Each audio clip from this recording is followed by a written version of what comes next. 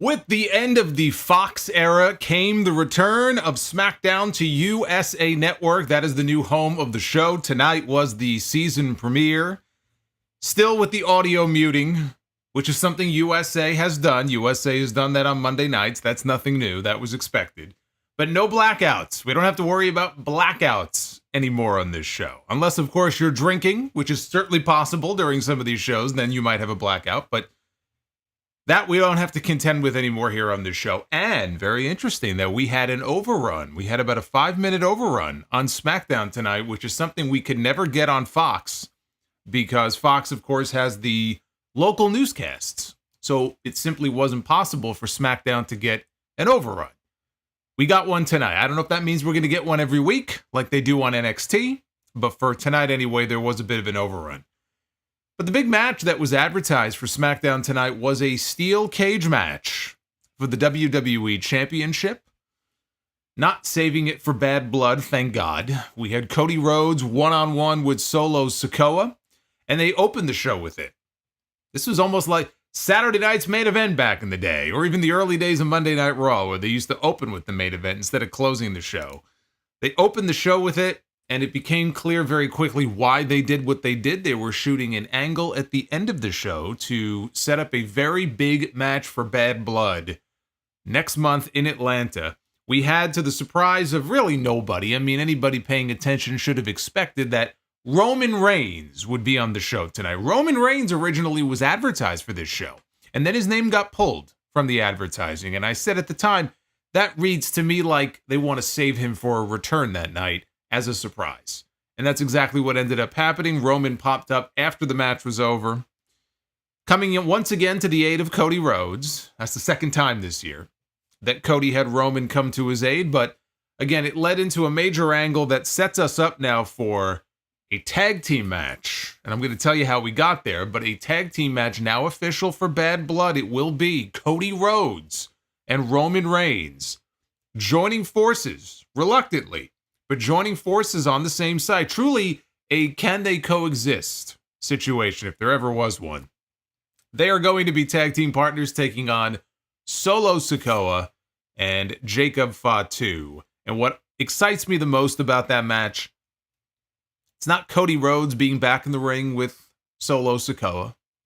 Been there, done that. I don't need to see it ever again. Cody Rhodes and Jacob Fatu, that could be fun, though. What I'm looking forward to, and we're going to get a taste of it, is Roman Reigns and Jacob Fatu in the ring together. We got a little tease for it tonight, and you could hear the crowd react to it. WWE has kept them apart so far. We're going to get a little taste of it at Bad Blood. But that match right there, I mean, that match, I think, could be set up for a WrestleMania. That's going to be a big deal when we get those two in the ring one-on-one. So that's the part of that match that I find the most intriguing and that I'm looking forward to the most. But we have to address the issue with Cody Rhodes here. Cody Rhodes beats Solo Sikoa, retains the WWE Championship, has seemingly dispatched the Bloodline once and for all, only to be dragged back into the Bloodline vortex. Cody just can't quit these guys. He beat Roman Reigns at WrestleMania. He beat Solo Sikoa at SummerSlam. He beat him again tonight. And Cody is still involved with the Bloodline. Now, it sets up a big enough match as a one-time match. I get it, because it really is a mega match for them to set up. You got the two biggest baby faces in the entire company on the same side, working together in tandem. Former adversaries, now partners. That'll be a big draw for one night. But what I don't want is beyond Bad Blood to see Cody Rhodes involved in Bloodline business. I'm ready for Cody to move on. Cody needs to move on to something different. He needs to move on to something not involving a member of the Bloodline. You've got two men on this show, and Randy Orton and Kevin Owens, both of whom are still babyfaces, and both of whom we saw tonight in the ring together. And either one of them, either Kevin Owens with a heel turn or Randy Orton, babyface or heel, working with Cody Rhodes, has to be the next chapter in Cody's story as champion. Is it gonna happen in Survivor Series? Are they gonna drag this out even longer? Are they gonna rope Cody Rhodes into a War Games match in some way involving the Bloodline? See, that I really don't want to see. So that's the only thing. I'm taking a wait and see approach to see if Bad Blood really is the cutoff for him, because it should be. Because I just don't need to see him involved in this anymore. Time for him to move on. But I get it. WWE wants to set up this huge match for Bad Blood. And so that is what we have coming up. I thought that the show tonight overall was solid. I thought it was a solid show. They had the match, obviously, between Cody and Solo. That was much better than their SummerSlam match. We're going to get into that here in a moment. A fun, if not predictable, tag team match with Randy Orton and Kevin Owens on the same side. And the rubber match between Andrade and Carmelo Hayes, with the winner challenging LA Knight for the United States Championship. Not at Bad Blood, of course, but there is going to be a U.S. title match next week, and I will tell you what that match is going to be just as soon as we get through this recap here. This is your WWE Smackdown review for Friday the 13th. Always love me a good Friday the 13th. I mean, how could I hate on a villain that takes my namesake? I mean, I grew up a Jason fan. Only later on did I really become a Michael fan over a Jason fan, because I love Halloween. I didn't see my first Halloween movie, though, until I was out of college. I don't know what took me so long. But I grew up a Jason fan, so all the Friday the 13th films. So, of course, we have to celebrate tonight that it is, in fact, Friday the 13th, because it doesn't happen very often. So I hope you enjoyed that little intro before. Like and subscribe to the channel. Subscribe to get notifications. Make sure that bell is on, so that way when new content goes up, that way when I go live, you will be notified. And you could scurry on over and you could check out what I got going on here. I don't want you to miss a second of the action. Super chats are open as well. You will see them popping up. There they are. I'm going to be popping up on your screen periodically. And I will read your messages. If you have questions, get them on in. I will do my best to answer them. We hang out always later on in the show. You know the drill. If you are new here, welcome. And thank you, by the way, before we go on, to Justin G, who gifted a couple of memberships before I went live. The amazing Gunther. Oh my, look at this. Jerry Lawler loves Gunther, the magnificent. Look who it is. All hail Gunther. It's our boy Gunther. That was Aaron dropping a $50 super chat here to get us started here on a Friday night. Love it. Love it. Me and Jason say thank you, Aaron. Aaron, I'm going to read your message. I'm going to answer your question in just a little bit. Don't go nowhere. Thank you, sir, very much. We had a commercial-free first 30 minutes of the show tonight, so we had no commercials during the cage match, which was nice. With this being the season premiere, and with SmackDown now moving back to the USA Network, we have a new logo. We have a new logo and we have new music for the show. Let's start with the logos. And before I show you the new logo, what I would like to do here is show you what all of the past SmackDown logos have looked like. So over the years, this is the logo history for SmackDown, going all the way back to 1999. It has evolved, as you can see, over time. Although you look, some of these time periods, I mean, they're kind of similar. But you see how the logo has evolved over the years. To be honest with you, the most recent one that they were using for the last 5 years of the Fox era, I think is one of the better ones. I didn't really see any issue with the logo, but I wanted to give you some context here. So this is what the SmackDown logos have always looked like, and this is what the new logo looks like. So I guess what I should probably do is welcome everybody to Smack Sound. Welcome, everybody. Welcome to Smack Sound. Thanks. I hate it. Now, as for the music, speaking of things that I hate, they went with the song Never Play by Megan Thee Stallion, which is a new song, I believe. I believe it just dropped last week. That is the official theme now for SmackDown. And what I will say is that I am fine with WWE using more mainstream music on their shows. In fact, I think it's something that they should do more often. So If that is something they plan on doing going forward, and this rumor that's been going around possibly is true that they are not planning on renewing their contract with Def Rebel at the end of this year, which I don't know why it took this long. I mean, that should have been something that was done a long time ago. So I certainly hope that rumor is correct. I don't know where it got started, but hopefully it's true. If that's the case, and again, they want to use more mainstream music, I think that's fine. As a theme for this show, I think it sucks. I don't like it. I don't think it fits. But you know what? The question wasn't so much about the music or the logo. Again, I don't really care for either one. But the thing that matters most is, did the show suck? How was the show? The show did not suck. That is the most important thing. Triple H was out to the ring to open the show, and he reminisced for a little bit about being on the first episode of SmackDown where he faced The Rock. It was back in 99. And he said that there was no better place to be than right here, right now, sold out in Seattle. And there was no better way to start off than with a match for the WWE Championship inside of a steel cage. And they shot off a bunch of pyro. And then they lowered the cage from the ceiling with ominous music. Remember that ominous cage music?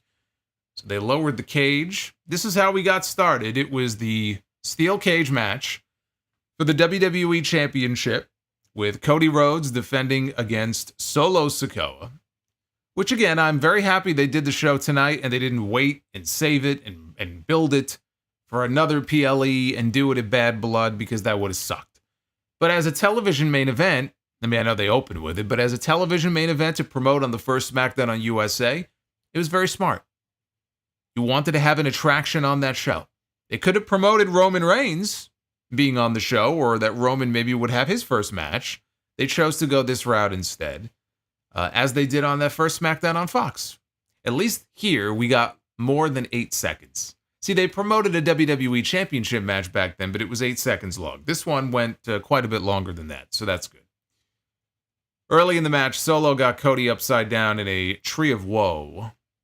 And then he came flying in with a headbutt that opened up Cody, or at least that's what they attributed the blood to, because we got some blood here. Not a lot of blood.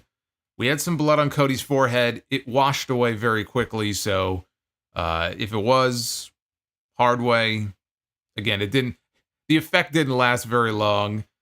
But you know what? It being a cage match, even though he supposedly got busted open from a spot that didn't even involve the cage, which is kind of funny, actually, that he finds himself in a steel cage match, and he gets a little bit of blood, but it's not actually caused by the cage, which is part of the reason why I think maybe it was a hard way cut, whatever it was. Having a little bit of blood in a cage match, I'm okay with that. That's fine. Cody attempted a disaster kick after getting to his feet, but Solo caught him and powerbombed him into the cage. Solo attempted another powerbomb. Cody, though, grabbed the cage instead and started climbing a little bit, and then he pushed off the cage, and he caught Solo on the way down with a Cody cutter, which was pretty cool. Only got a near fall out of it. Cody started scaling the cage yet again, and Solo met him on the ropes.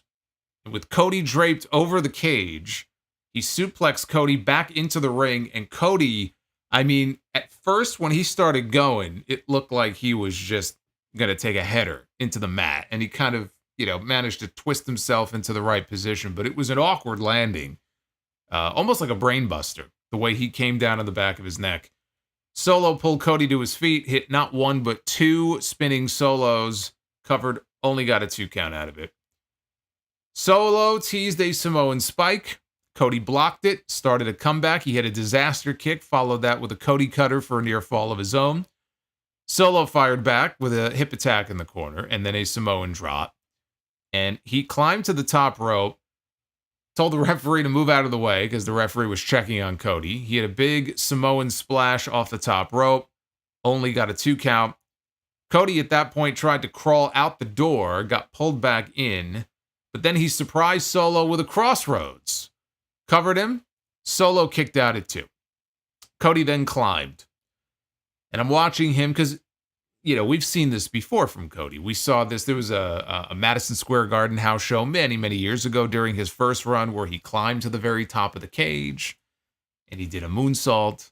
And then, of course, the Dynamite match many years ago in AEW against Wardlow with that tall-ass cage where he climbed to the top and he hit a moonsault.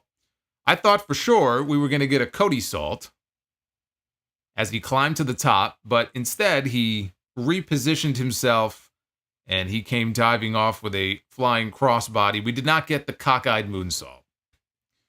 Cody, every time he hits the moonsault, it's not, it's not really...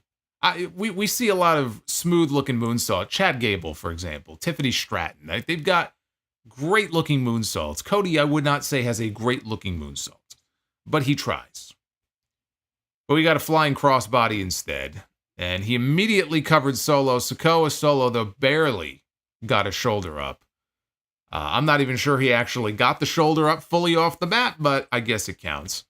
Cody tried to climb out the door. Solo, though, closed the cage door on his face. Then he attempted a Samoan spike. Cody, though, ducked it and delivered another crossroads, and this time it was good enough for the 3 count. Yeah, you know what? That's a good point, Justin. Justin makes a very good point. The Cody salt is more like a Vader salt. Vader hit it the same way. Vader I could excuse, though, because he was a big son of a bitch. Just him doing a moonsault was impressive. So I can understand him maybe not being able to get his body perfectly positioned. What's Cody's excuse? Cody's like half his size. Come on now.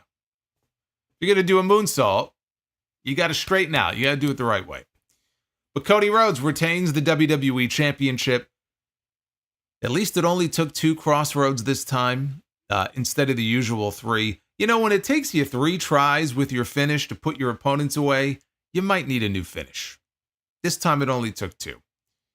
After the match, Jacob Fatu, Tama Tonga, and Tonga Loa came out. They surrounded the ring outside, and they began scaling the cage. Solo, meanwhile, got to his feet in the ring and delivered a Samoan spike.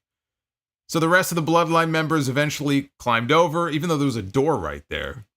They decided to climb. So they found their way in. Now, Cody is all alone inside the cage with all the members of the Bloodline. He's getting beaten down. And Jacob Fatu goes up to the top rope. He hits a moonsault. There's another great example. Jacob Fatu. Beautiful looking moonsault. So then Solo orders him to climb to the top of the cage. Up goes Jacob Fatu, who I just realized is no longer wearing his walking boot. The walking boot just disappeared. There's still people who think, it was all the work from the very beginning. I'm not so sure. But anyway, he climbs the cage and he gets to the very top. And just before he is about to hit a moonsault off the top of the cage, we hear Roman Reigns' theme song. And it took him a while to come out. It was like a good 30 seconds from the time his music hit to the time he actually walked out. So Jacob Fatu certainly could have hit the moonsault. He just, I guess, again, was so shocked. He was so shocked by what he saw here. He climbed back down. Only he climbed down on the other side. So when he climbed down outside the cage. But out comes Roman Reigns. And this is now the second time that Cody Rhodes has needed to be saved in the last couple of months. Not even a couple of months, in the last month and a half. By Roman Reigns. Roman entered through the cage door, which is normal, like what you're supposed to do. And then he grabbed the door. He slammed the door shut behind him. Roman demolished Tama Tonga. He demolished Tonga Loa. But he got jumped by Solo from behind. So the numbers advantage paid off momentarily for the Bloodline. Roman, though, popped up and hit Solo with a Superman punch. Jacob Fatu pulled Solo out of the cage through the door, and then Roman Reigns locked eyes with the werewolf. And they got this great camera shot on the outside of the ring, just over Jacob's shoulder. You could see him from behind looking at Roman through the cage door, looking at him in the ring. And the crowd came alive for this. The crowd wanted to see these two go toe-to-toe. Jacob Fatu, not one to back down from a fight. He climbs up the steps. He goes through the door. He closes the door behind him. And as these two are squaring off, and they're about to go at it. Solo Sikoa reaches through the door into the cage and pulls his enforcer out of the ring. Tama Tonga and Tonga Loa, they jump Roman from behind again until Cody jumps in, and Cody makes the save. Cody and Roman in the ring now stare down Solo and Fatu in the aisle to end the segment after Cody and Roman put down the tag team champions. So finally here, the shoe is on the other foot, and Cody is able to save Roman this time. This was much more enjoyable than their SummerSlam match. I mean, it was night and day. Even the crowd reaction. I remember the crowd for that Bloodline rules match, the tribal combat, whatever it was, at SummerSlam, it just, because they knew, just based on the stipulation, they knew that, fuckery was coming and people were going to get involved. The Bloodline was going to get involved. And it's like they just didn't give a shit about the first 10 to 12 minutes of that match. But you didn't have that problem here because the whole purpose of the cage was to keep the Bloodline out, and shockingly, it worked because the Bloodline didn't come out until after the match was over. So the stipulation worked this time. I guess, I don't know what was stopping the Bloodline from coming out earlier, but for whatever reason, they didn't come out until after the match was over. So the match itself just had more heat. It was just more fun. It was a better match, an objectively better match than their SummerSlam match was. And it seemed pretty clear from what they did here that they were setting up for a tag team match for Bad Blood. With Cody and Roman on one side, Jacob and Solo on the other. And as we would find out later in the show, that was indeed the case. It becomes interesting that when you think about the potential match order for that show. Now, we still haven't gotten the announcement of Gunther and Sami Zayn for the World Heavyweight Championship. I fully expect that match to happen on that show. Unless they really drag this angle out where Gunther keeps saying, no, I'm not giving you the match, and they're going to save it for, Survivor Series or something, or Saudi Arabia. But they're not going to do it on TV. So I would imagine that'll get added to the card as well. But right now, you've got two big matches official for the show that we do know of that could potentially headline the show. This tag match being one of them, Punk and McIntyre inside Hell in a Cell being the other. Even though the show is not named after Hell in a Cell, right? We don't have Hell in a Cell pay-per-views anymore. You have a Hell in a Cell match on that show with a rivalry that has been taking place over a period of many, many months, really the entirety of this year practically. Punk and McIntyre feels like the show closer to me. So I would look at it and go, well, if they're going to do this, I could see Roman and Cody opening the show, and which seems crazy to think because they're the two biggest baby faces. Why would you put them on first? Well, they put Cody and Solo on first tonight. Is it really all that unbelievable that they could open the show with it? Depends on what the finish is going to be, what they're setting up with the finish of that match. I could envision a scenario where this tag match goes on first, and they close the show with Punk and McIntyre in Atlanta. I am the Lord. Shut the fuck up.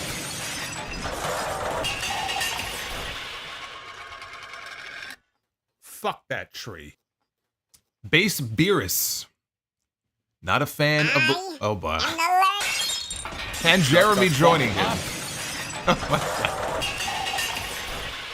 Well, fuck that tree. Jeremy, I was going to say, both of them, I guess, are no fans of the trees. Or the learning tree, specifically, I should say. Thank you both for the 12. It's like therapeutic, isn't it? After all those months of hearing that fucking voice.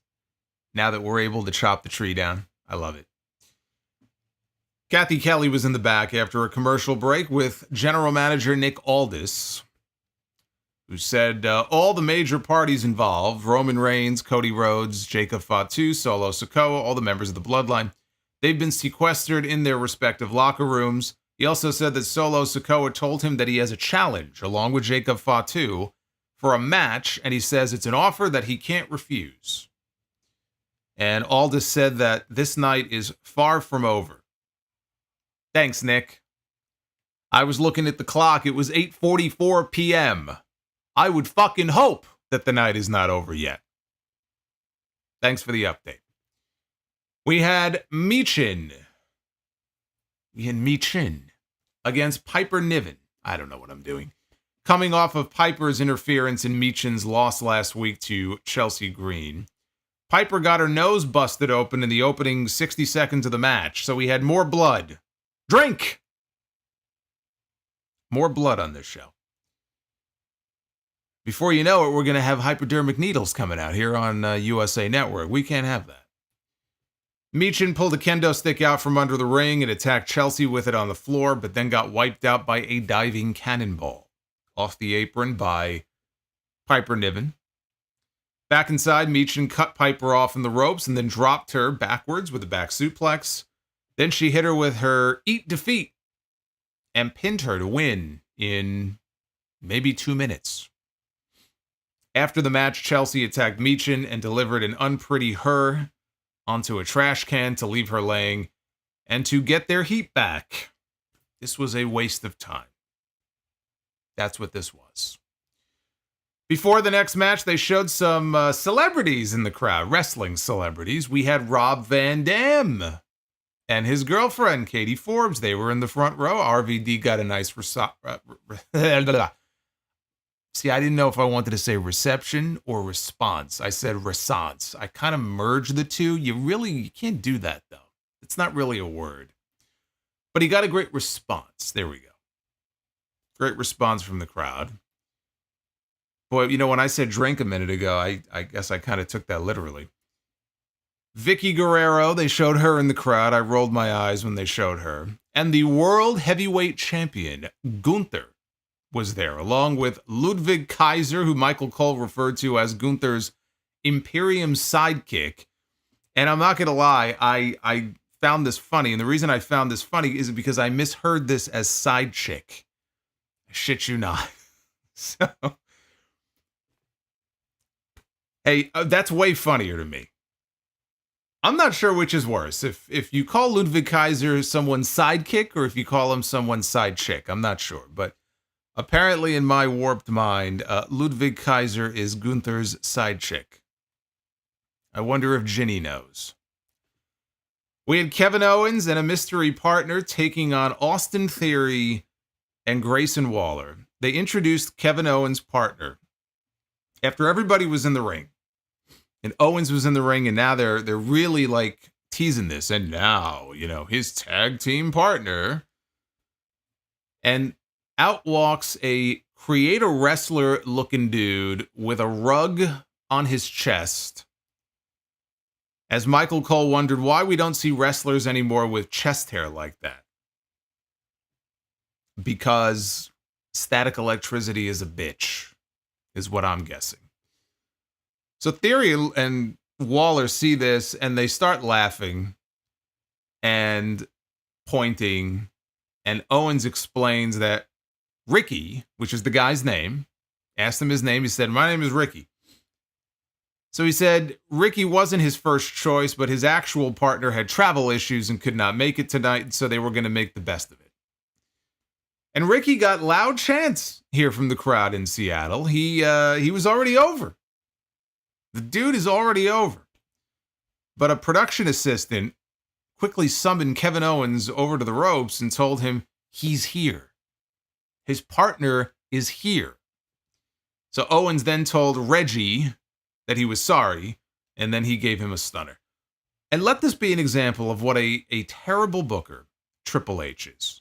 Okay, because he never even gave this guy Ricky a chance. Ricky shows up his first night in. He's getting cheers from the crowd. The dude is over. And on his very first night, he gets his legs cut out from underneath him. He was like, he got Giovanni Vinci'd tonight. He got Vinci'd. Okay, we're going to make that a thing from now on. You don't want to be Vinci'd. Okay, that's not good. That's not good for your career. So I hope Tony Khan was watching. And I hope that Tony Khan gives Ricky a chance. And before long, we will see Ricky on Rampage getting a shot. Pulling for you, Ricky. So Owens summoned for his real partner to come out. And of course, to the surprise of no one, Randy Orton comes out. And he gets a mega reaction from the crowd. So look, it was a fun bit. Everybody knew that it was going to be Randy Orton as his partner. So this was just a way to make people sweat a little bit and make it a little less obvious. So, nothing wrong with that. Waller and Theory were in control during the break. Owens mounted a comeback, landed a swanton bomb on Theory. Owens crawled towards the corner, but Grayson Waller was able to pull Orton off the apron before he can make a tag. We got some frequent tags here on the heel side, some double teams. Owens eventually rolled out of the ring. He circled the ring on one side, slid back into the ring, and made the tag. He made the hot tag to Randy Orton, which was such a simple way to get the tag, but honestly, it was very clever, and I'm not sure why more people don't do that. He took a shortcut, and he was able to get there. It was very smart on his part. So Orton comes in, he starts wrecking shop. Action spilled outside. He suplexed Waller and Theory, each onto the announce desk. Back in the ring, Orton set up for a draping DDT. Owens got in position for one of his own to Waller, and we got a double draping DDT. Then they hit tandem offense here. We had a stunner from Owens to Austin Theory, who did the oversell like he did for Stone Cold 2 years ago at WrestleMania. Popped fucking 10 feet up into the air on the stunner. And Orton, of course, dropped Waller with the RKO and pinned him. Fun match. Crowd loved it. I think crowd just loves seeing these guys more than anything else. I mean, it really is more true now than ever that, with WWE, here in this TKO era, it really is just about attractions. People see these guys. They want to hear the music. They want to see Orton come out and pose. They want to see Roman Reigns come out. They want to put their fingers up in the air. They want to do the whoa when Cody comes to the ring. They want to see the Wyatt Six come out. I've said this before, the wrestling and the matches really are secondary. When you pay for a ticket to go to a WWE show, you're not paying to see the matches. You're paying to see the theatrics of it all. And it feels like that more now than ever before. People come for the stars. They come for the big names. They come to be part of the experience. They want to be a part of it. And WWE, for their part, has been very good, especially with these international shows, at making these shows a hot ticket. Hey, you can come and you can be a part of the live fan experience. And you see these reactions in France and in these different places, these different cities in Scotland and, Berlin.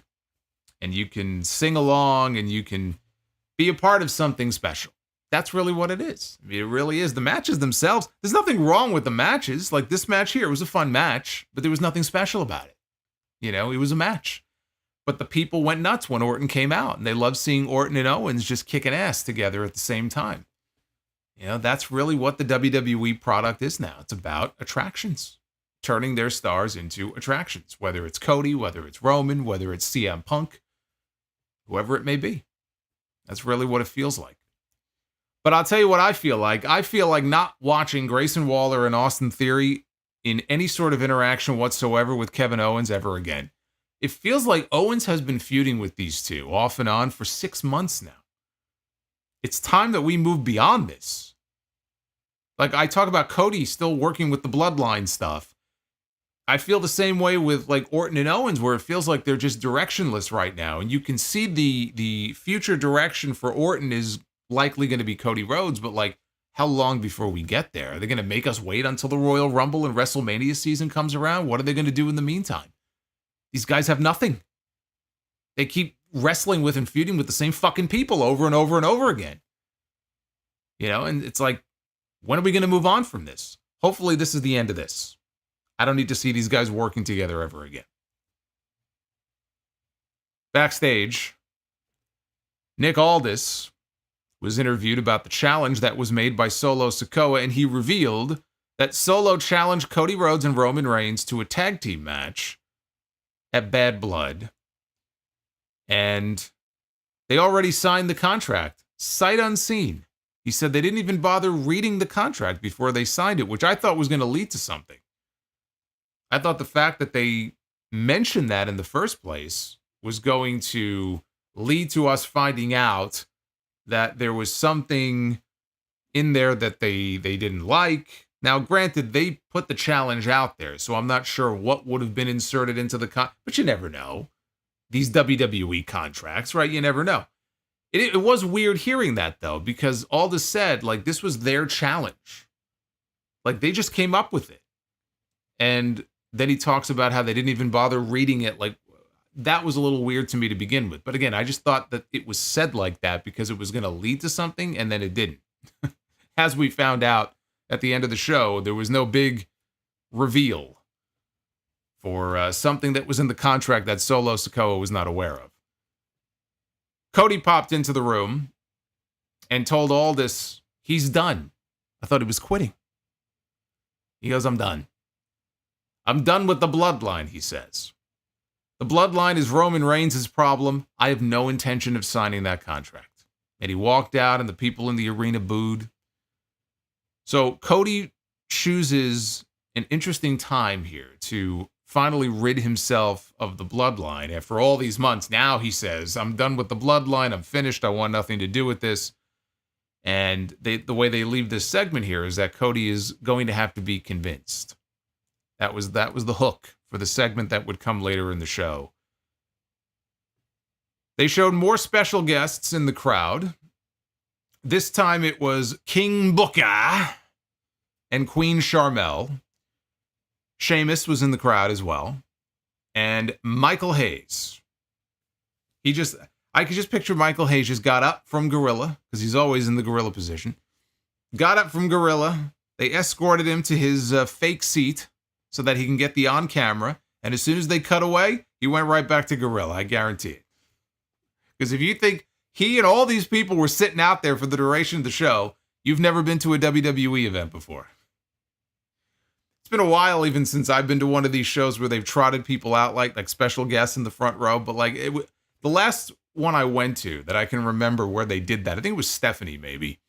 And they had a seat that was open, maybe the third row, like right on the corner, like the end seat of the third row at ringside. And they just, they bring the person over in the middle of the show, then they get there on camera, and as soon as they're off, back up they go, off they go. And if they have another guest, they'll put that guest in the same fucking seat. So yes, I'm sure Michael Hayes, before the segment was even over, was already back in the gorilla position. Nia Jax was in the ring and recounted her accomplishments since returning to the company a year ago, including winning Queen of the Ring and becoming WWE Women's Champion. She said she was told by Nick Aldis that she has to defend her title of Bad Blood, and said that she doesn't care who the opponent turns out to be, because just like Bayley and just like Michin, she would annihilate them. And then after saying that, Bayley came out. And so that was disappointing. I mean, just mentioning Michin and Bayley, I thought would automatically mean that Bayley wasn't going to come out. But then I had a thought, which is that, uh-oh. I think I know who's coming out. And then Bayley came out instead. I should be grateful that it was Bayley. The last thing we need, even though I know it's coming, the last thing we need is Charlotte Flair in her first fucking match back to already be challenging for the Women's Championship. I know. It's going to happen anyway, but it didn't happen tonight. Again, let me just say, I don't have an issue with Charlotte coming back. And we're right around that time period now where she should be back any month now. It's not that I have an issue with her coming back. The women's division, frankly, could use someone like her. They could use a boost. Whether it's Charlotte coming back, Becky Lynch coming back, both of these women's divisions could use a boost of star power. But it's the coming back and immediately challenging for the championship that just doesn't fly with me. So anyway, it was Bayley. So she comes down to the ring. She complimented Nia on having the best year of her career, but then she joked that the bar is pretty low. She demanded her rematch of Bad Blood, but Nia said that she wasn't in a place to make any demands. And then Nia joked that she didn't need a posse like Bayley did with Damage Control, and Bayley pointed out that she didn't need them to win the championship at WrestleMania. Bayley wondered if whatever she had going on with Tiffany Stratton would be counted as a posse, which was Tiffany's cue to enter. Out comes Tiffany Stratton. Bayley remarked that she beat Tiffany last week, to which Tiffany replied that it was only due to Nia's involvement, and this irritated Nia Jax, who realized what Bayley was trying to do. And she threatened Bayley with a beatdown from both her and Tiffany, at which point Naomi made her way out to the ring. She said if they wanted a fight, let's glow. Oh. I had a hearty laugh when she said that. And I knew it would amuse me again when I said it out loud here. Let's glow. Oh, man. And while she thinks about it, she says, it's been a while since I've held a title, so it's time to do it again. She tells Nia to put her money where her big mouth is. Nia ends up proposing a tag team match with the four of them for next week. And the Daddy Ugarte says, cringe alert. It was pretty bad. I get that that's her gimmick, but that's pretty bad.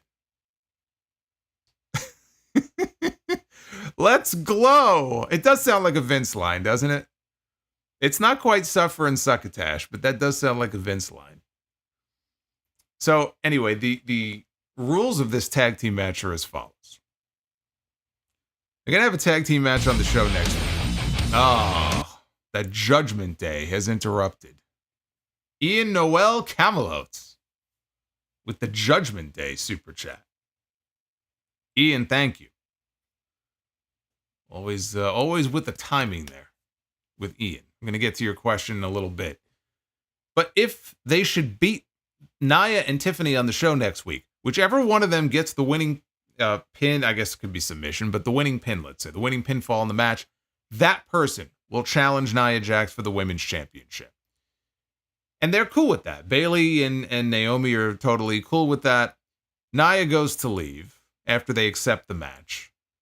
But then she says, oh, I got one more thing. There's one little caveat that she forgot to add here, which is that if Bayley and Naomi lose, or as she said, not if, but when, Bayley and Naomi lose that match, the woman who gets pinned has to leave SmackDown forever. And then Bayley and Naomi, they didn't look so confident at that point. They didn't really like the sound of that. Tiffany said toodles, and then Bayley made an insult. I didn't write down what the insult was, but Tiffany turned around to go hit her with her Money in the Bank purse, but she ate a rear view. And calm down, everybody in the chat. I'm sure there's people in the chat that would love to eat a rear view, but she ate a rear view from Naomi, and then Naomi dragged, or Nia dragged Tiffany, I should say, out of the ring. I can't say any of this really excites me, to be perfectly honest with you. But it should create some drama, at least with Bayley and Naomi next week. You know, given what's on the line in the match, both women want a shot at the championship. You know, one's going to go for the pin, the other one's going to, drag the other one out. It's going to be one of those types of situations. Or one's going to want the tag, but they're not going to want to tag out. So it does create some drama here between the two friends. The baby faces are going to win. It's just a matter of who ends up getting the shot. I'm guessing it's Bayley. Could they do the finish in such a way that leads to a triple threat? I mean, it's possible, but, in a tag team match situation like this, I'm not sure how they would do that. So my money is on Bayley getting her rematch. But how many more losses can Naomi take? How many losses? Like Randy Orton. How many times is Randy Orton going to lose PLE matches this year before he finally goes pop and he snaps? Naomi has not had a great year. You would think at some point all of this losing, it would weigh on her, and maybe we'd get an attitude change from Naomi, but her music and her entrance, it doesn't scream heel. It's a babyface entrance, so I can't really see her going heel, even though it's probably something that she could benefit from.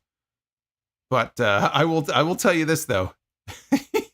If she was going to go heel, you can't come out and go, let's glow, because that's not going to work. Backstage, Nick Aldis confirmed that Roman Reigns would address the tag team match situation in the ring at the end of the show after this next match coming up. We had more special guests in the crowd. We had Ron Simmons and Teddy Long. Teddy Long, of course, being the formal and former general manager of SmackDown. William Regal Was this Real's first appearance on Raw or SmackDown since he left AEW and came to WWE? Because I think he's appeared on NXT before. I believe so, right? Well, he would have. I think he was the one who made Ava the general manager, I think. Or I remember him doing a segment with Ava, but I think on Raw or SmackDown, this would have been his first appearance in many years. So anyway, they showed Your Lordship in the crowd. He got a nice reaction. They showed Bobby Roode in the crowd. Also, I'm sure raced back to Gorilla as soon as he was done here. And then they showed Damian Priest. And that was it for the special guests for tonight's show. Not exactly the influx of celebrities like they had for that first SmackDown on Fox. I remember they had all kinds of real celebrities in the crowd for that show. And tonight we went from that to Vicky Guerrero. That's quite the downgrade.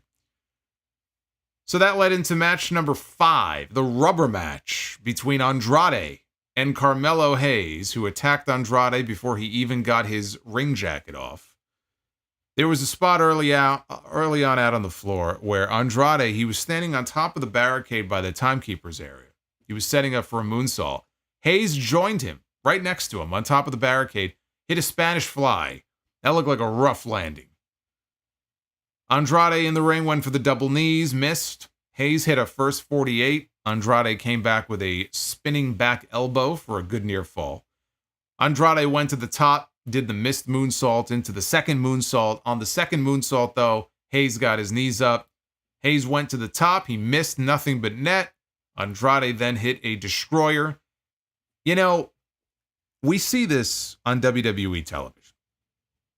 I mean, we see it every 5 minutes on AEW television. But on WWE television, they do destroyers in some of the matches. And it's always hilarious to me because this is a company that has banned pile drivers, okay? We don't want people being dropped on their heads. So they've banned pile drivers for years, right? Occasionally, maybe they'll let one through or, you know, they let Undertaker do the tombstone. But there's been like a pile driver ban since 2002 or 2003. Okay, 20 fucking years in this company. But yet it's okay to do destroyers where the person gets spiked on top of their head. I've never understood that. Destroyer, okay. Pile driver, not okay.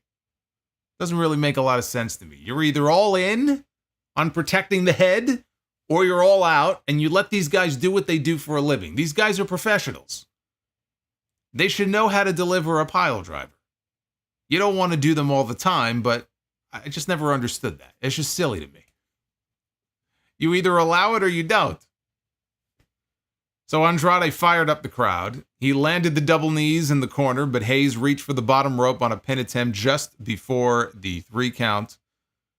Andrade went to the top, missed a split-legged moonsault, and the finish saw Andrade hit his finish, which is the message from the top rope, and then pinned Carmelo Hayes to go up 3 wins to 2 in their series. Not the best of all their matches, but this was the usual good stuff from these two. LA Knight walked out when the match was over. He got onto the stage, had a microphone, and he congratulated Andrade, saying that he talked to Nick Aldis, and Andrade is the next contestant to challenge for the United States Championship. So he hopes Andrade is feeling the tingles and the jingles. Are you feeling the tingles and the jingles watching this stream? I hope you are. I hope you're feeling tingles in parts of your body that have not even been active and worked for years. That's what I want. When I come on here live, I want you to feel the tingles and the jingles and whatever else you feel. But he says Andrade just won the sweepstakes and the prize is getting dropped on his head by the megastar. Now, 10 minutes to close out this series just doesn't feel right. It just doesn't feel like long enough. If this truly was the final match in the series here between these guys, they gave them barely 10 minutes. I mean, it's like having a tournament over a period of weeks and you get to the finals and the finals go 6 minutes. Like, what the fuck? So it didn't feel long enough. Maybe these two are not done yet. Maybe they really are going to stretch this out to a best of 7. I don't know. But one thing is for sure. There's no way that LA Knight is going in there next week because they're having the match on SmackDown next Friday. There's no way they're going in there next week and Knight is just going to beat him and Carmelo Hayes is not going to show up in some form or fashion, either during the match or immediately after the match. Hayes is going to show up. I don't know if that's going to lead to a triple threat involving all three men. With a tear in my eye. With a tear in my eye. I don't know, but I'm sure that we have not seen the last of Carmelo Hayes involved in this little triangle here. Backstage, Byron Saxton interviewed the women's tag team champions Bianca Belair and Jade Cargill. They said they were giving out work and whoever wanted it could come apply. It doesn't matter if it's Raw, it doesn't matter if it's SmackDown, it doesn't matter if it's NXT. Nia Jax and Tiffany Stratton appeared. Nia said that if Naomi continues to stick her nose in her business, something very bad is going to happen to her. If I were her, I would suggest she go say that to Naomi. I'm not sure why she's saying that to Bianca and Jade. I guess Bianca and Jade are friendly with Naomi, but I'm not really sure why they would care. So she then declared SmackDown to be her kingdom and reminded them that she beat them both to become queen of the ring. I'm not sure what the point of this was. I'm really not. Maybe it will become clear to me next week. I hope it does. But I'm not really sure what the point of this was. So Roman Reigns was out to the ring next for the closing segment, and Nick Aldis joined him in the ring. Aldis started talking and said he knows the two of them have had their issues in the past. Roman cut him off and just put his hand out like he was reaching for the mic. Aldis put the contract in his hand, and Roman just sort of scoffed and laughed and said no, like he wants the mic. So he got the microphone. He said, now these were his first words. We have not heard from Roman Reigns since before WrestleMania. This was his first promo since coming back. He said some things change, but not him. He says he doesn't need Nick Aldis. He doesn't need some contract. This is family business. This is bloodline business. He doesn't need a partner, especially not Cody Rhodes. He says whether he has his family's Ulafala or not, he is the tribal chief. And not just the original tribal chief. He is the only tribal chief. I wonder if The Rock is listening. I know The Rock is like a rank above him. I forgot what his official title is, but I don't know. Is The Rock listening to what's going on here? He said this is his ring. This is his show. This is his WWE. Everyone cheered, and then Cody's music played. And the champion came out and was in no great rush to get to the ring. He took his sweet time coming down. So now we were in overtime, which again is something they could not do on Fox, but we were beyond the 10 p.m. hour. Cody said, your ring, your WWE. He goes, it was, but it hasn't been since WrestleMania. The High Chief, that's right. Now, I know he's the final boss. No, but I was thinking of the High Chief. That's right. The Rock is High Chief. High Chief, I believe, outranks Tribal Chief. So with that, Cody tossed down the microphone, and Roman dropped his, and before shit could go down, Solo Sikoa's music played. He and Jacob Fatu made their way to the ring. Didn't actually get into the ring. They were in the aisleway.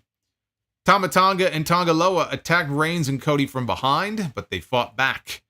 And Cody took out Tonga Loa with a Cody cutter. Roman took out Tama Tonga with a Uranagi. Roman picked up the contract. He signed it.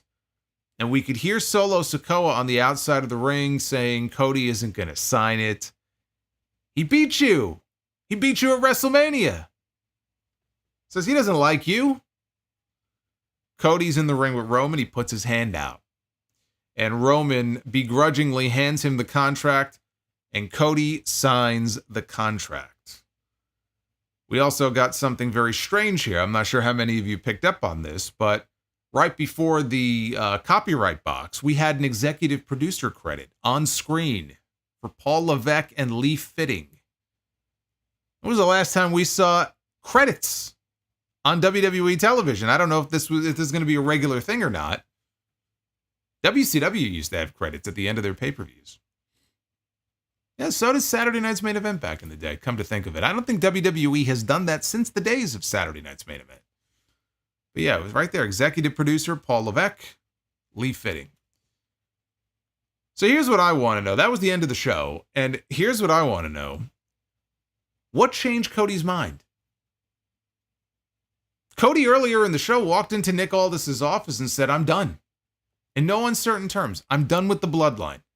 This is Roman Reigns' problem. I don't want to have any part of it. I'm not going to be part of this tag team match. How did we go from that to here at the end of the show? It's just a weird path for them to take. And I don't want to hear, well, Cody got attacked by the bloodline. Yeah, but so what? Cody got attacked at the beginning of the show after his match by the bloodline. He got attacked by all 4 fucking members of the bloodline. And he still went into Nick Aldis's office 2 segments later and said, I'm done. I don't want to have any part of this. So I guess it was the second attack by Tama Tonga and Tonga Loa that made him change his mind, I guess. It's just weird. It was a weird way for them to get to where they were going. It didn't really make a whole lot of sense, but that's the path they chose to get to where they ended up going. And that's a huge match. And it is now official for Bad Blood. It will be Cody Rhodes and Roman Reigns taking on Solo Sikoa and Jacob Fatu, which means that at Bad Blood, we're going to get our first taste in the ring of Roman Reigns and Jacob Fatu butting heads and going toe-to-toe on opposite sides. And that could be the WrestleMania match from where I sit. Now, of course, we have to wait and see what The Rock is going to do. Is it going to be Rock and Cody? Might they go to Rock and Roman? It doesn't feel like we're getting Rock and Roman anytime soon. 42 would be more likely than 41. But we don't know. We don't know where The Rock is going to fit into the WrestleMania picture just yet. But Rock and, or rather Roman and Jacob Fatu, that can be a WrestleMania match right there. That's how big of a match they can be, especially if even in the tag match, they still keep them mostly apart. I'll use an example, and by no means am I comparing, the current star power of all the parties involved. I'm just using it as an example on the other show of something we're seeing that's similar right now. Kazuchika Okada and Konosuke Takeshita. They were part of a 4-way match for the Continental title at All Out. And when they came together for the first time, it got a reaction out of the fans. The fans were like, fuck, this is the match they wanted to see. And we had a little bit of, a showdown between them, but they didn't give too much away. And they didn't give too much away because they're building to a singles match that we're probably going to get at Wrestle Dream. But that match, even just the two of them going face-to-face, eye-to-eye like that, got a reaction out of the crowd. Like, we don't give a shit about these other two in this 4-way match. We want to see these two guys go at it. Here, it was a similar thing in that you could hear just from the crowd. Like, they saw this potential showdown here as a big deal. And they let you know vocally, this is a match that we want to see. This is a match that we would pay to see. So even at Bad Blood, I don't know that they give too much away. Just like AEW didn't give too much away with Takeshita and Okada at All Out because they knew they were setting up for a bigger match down the road. This match with Roman and Jacob, if it happens, is still many more months away. But that to me should be the play, I think. At this early stage, if you put me on the spot and say, what's Roman Reigns doing at WrestleMania next year? Assuming he's not wrestling The Rock, this is who he should be wrestling right here. I mean, I never saw Roman and Solo Sikoa as a WrestleMania match. There's more of a story and a history there with Solo. And I'm not saying Solo is terrible, but he's no Jacob Fatu. So we are going to get a singles match with Roman and Solo at some point. I hope to God they're not saving it for WrestleMania because this right here should be the WrestleMania match. Now, they were heavily advertising Survivor Series throughout the show because tickets went on sale today for the show in Vancouver. And at some of the prices that people were tweeting me, some of the prices that I saw these tickets going for, I'm sure we're going to be hearing again in November, highest grossing event in WWE history. At those prices, it'll be the highest grossing event in the history of the company. They'll set a new gate record. But we are now midway through September. Survivor Series is coming up at the end of November. So we have 2.5 months. Sounds like a long time, but it's really not. Time is running low. if we are going to get a Bloodline Civil War in War Games at Survivor Series, I'm looking at the calendar and I'm starting to think, are we going to have enough time to build this up properly? You know, Jimmy is one thing. We're going to get the return soon of Jimmy Uso. If Jimmy Uso comes back next week, he'll be standing right next to Roman Reigns in solidarity, right? So we know where Jimmy is going to be when he comes back. What about Jay, though? What about Jay Uso? They need to take their time with that. That's a story that they can play out over a period of many weeks, because Jay Uso should want nothing to do with Roman Reigns. He should want nothing to do with any of these people. You know, after the way that he was treated, the last thing he should be doing is a favor for Roman Reigns and being his partner, you know, in a War Games match. He's been trying to carve his own path. He's been his own man. He's gotten over. There's a story to be told there, a story of forgiveness, a story of redemption, a story of bringing Jay back into the family fold that I just don't know 2.5 months is enough time to tell that story. Jay's in the middle of his own story right now with Braun Breaker. That's going to play out over a period of many weeks. Whenever they do the match, I don't know when they're doing the match, probably not going to be Bad Blood. So he's already in the middle of stuff on Raw. They haven't even teased anything. There's been no, Triple H likes to leave little Easter eggs and hints about stuff. There's been nothing. There's been no hint of anything. And, this being the era of cinema and storytelling, I mean, you would think that that's a story they would want to take their time with. So everybody just assuming that we're going to get Bloodline versus Bloodline at Survivor Series. Yeah, we probably will, but there isn't that much time left to tell that story and bring these people back together. So that's what's starting, to worry me about that a little bit. They could always go the route of Jay not forgiving Roman for the way that he treated him, but when it comes to family business or when it comes to his brother, maybe he'd be willing to put his issues with Roman aside for the sake of the family and doing what's right. That could be one way to explain things and approach it, I guess. But again, I just look at the calendar and time is not on their side, I feel like, if that's what the destination is. But you know what? The one story I don't worry about in this company as far as getting the attention that it deserves is the Bloodline, because that's the one story that they will baby. It's like their newborn infant and they're caressing it in their arms, and they're feeding it and they're burping it and they're wiping its dirty ass. More than any other story in this company, this Bloodline story, it's been their golden goose now for many years, 4 years. And given who's involved, it's going to get the attention that it deserves. So I don't know if I would say I'm worried about it, but I would hate for Jay to just sort of okay, yeah, I'm back. I'll be your partner. Right? You've got to explain that. You've got to tell that story. He should not want to jump back into this so quickly. We'll see how they approach him. Maybe they're going to have a different idea for War Games. Maybe we're all wrong. Maybe it's not the Bloodline Civil War just yet. I don't know. But this was a good show. I thought it was a solid show overall. Again, they kicked it off with a big cage match. We had a fun tag match with Orton and Owens, predictable as it was. It was fun. And another good entry in the series between Andrade and Carmelo Hayes. The women's segments on this show were very missable, though. They were a complete afterthought tonight. Here's a Twitter poll. What did you think of the first SmackDown back on the USA Network? 76% thumbs up for tonight's show. 14% thumbs in the middle. And just shy of 10% thumbs down. Here's KO. Hey, Bryan, thank you for the $2. Cody and Roman, Mega Powers 2.0. Not quite. Not enough cocaine. I had somebody else ask me about that. Actually, it was Sidro. Shout out to Sidro. Asked me if the Cody and Roman, if this pairing reminds me of Hogan and Savage as the Mega Powers. Not really. Not enough cocaine. Have you seen those old Mega Powers promos where they look like they were about to burst? Like if you stuck a pin in them, they would explode? Those coked up promos were some of the best parts of that whole Mega Powers storyline.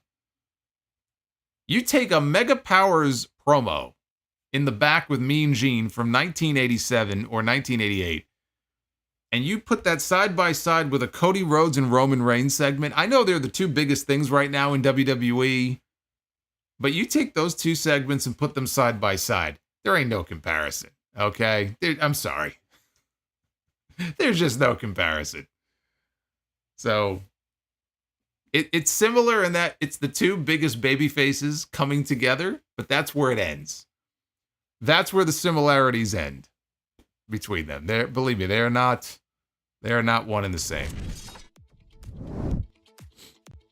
All right, let's get to your super chats. Let's get to your super chats now.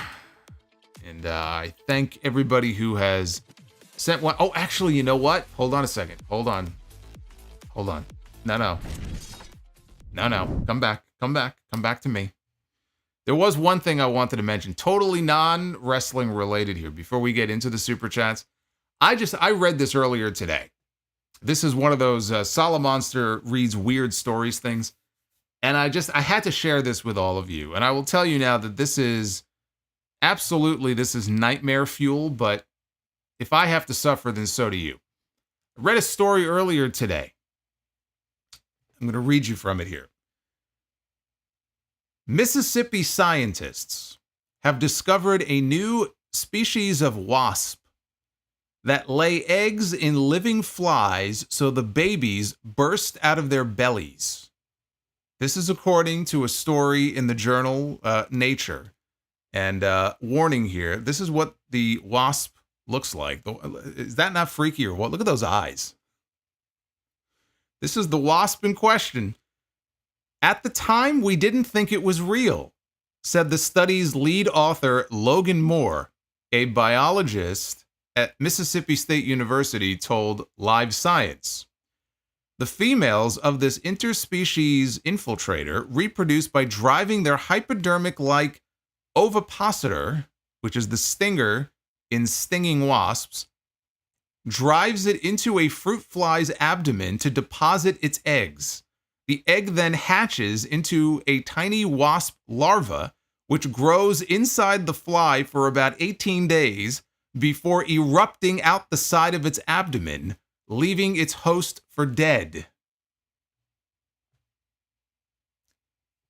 Just to add an additional layer of horror, said Moore, the fly will normally remain alive for several hours after that. The wasp's grisly manner of reproduction has earned it comparisons to the xenomorphs in Ridley Scott's 1979 sci-fi horror classic Alien. The researchers first discovered this only known species of wasp to infect fruit flies in a Mississippi backyard last year when they first came across a spiky-tailed wasp larva inside the abdomen of one of the flies. Sweet dreams, everybody. This is a scary fucking world we live in, okay? And they didn't even know this existed, that this type of wasp even existed. Now imagine what's out there that they don't know about. It could be on your porch right now. Enjoy that the next time you see a wasp outside your house. Now we can get to the super chats. With that in mind, there's Uncle Saudi. Even Uncle Saudi's like, what the fuck? Even Uncle Saudi can't believe it. I mean, think about that, though. Stings him right in the abdomen, deposits the egg sits there for almost 3 weeks, and then when it hatches, it just bursts out the sides of the abdomen, and the fly is alive. It leaves the fly, it's alive. I mean, eventually it dies, but holy shit. I mean, if that were me, it'd be like, just put me out of my misery. But no, it leaves the host alive. This is real. This is a real thing. Man. Crazy.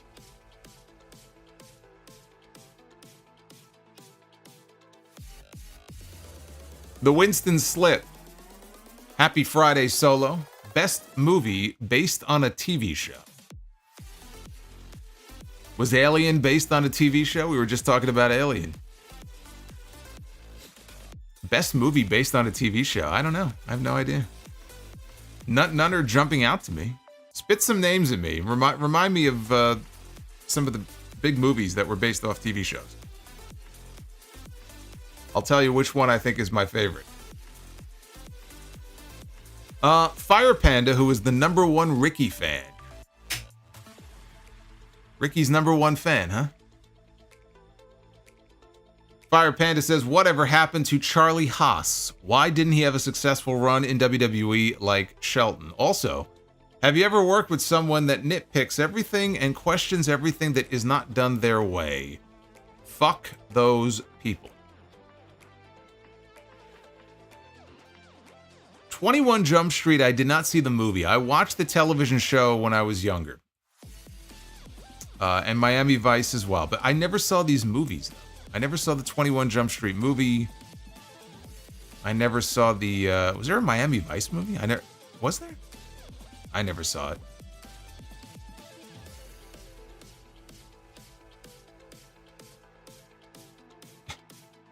Transformers. As far as Charlie Haas is concerned, the reason why he didn't take off as a star, in a word, he was bland. And that's the kiss of death in WWE. You know, you got to remember, he was a tag team wrestler. First with his brother, who sadly passed away when they were still in developmental. And then with Shelton Benjamin. And he just could not make the transition to single star. You know, he was a good wrestler.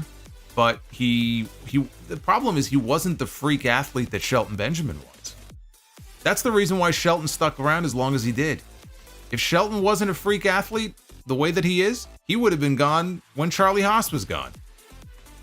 But he at least had something that Charlie didn't. Charlie was a fine wrestler. There was nothing wrong with his wrestling ability. But he lacked the charisma and he lacked the mic skills to be a star. You know, again, his wrestling, the wrestling part he had down fine, but he lacked the rest of the package. Plain and simple. You know, he was boring. He was dull. That's why he didn't last.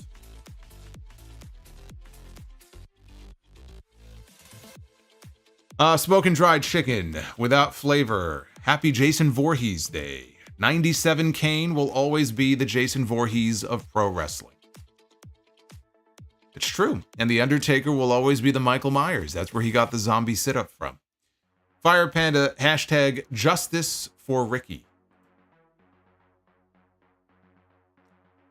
Jake, thank you for all the great content. 13 years a fan. That's awesome. Jake, thank you, man. 13 years.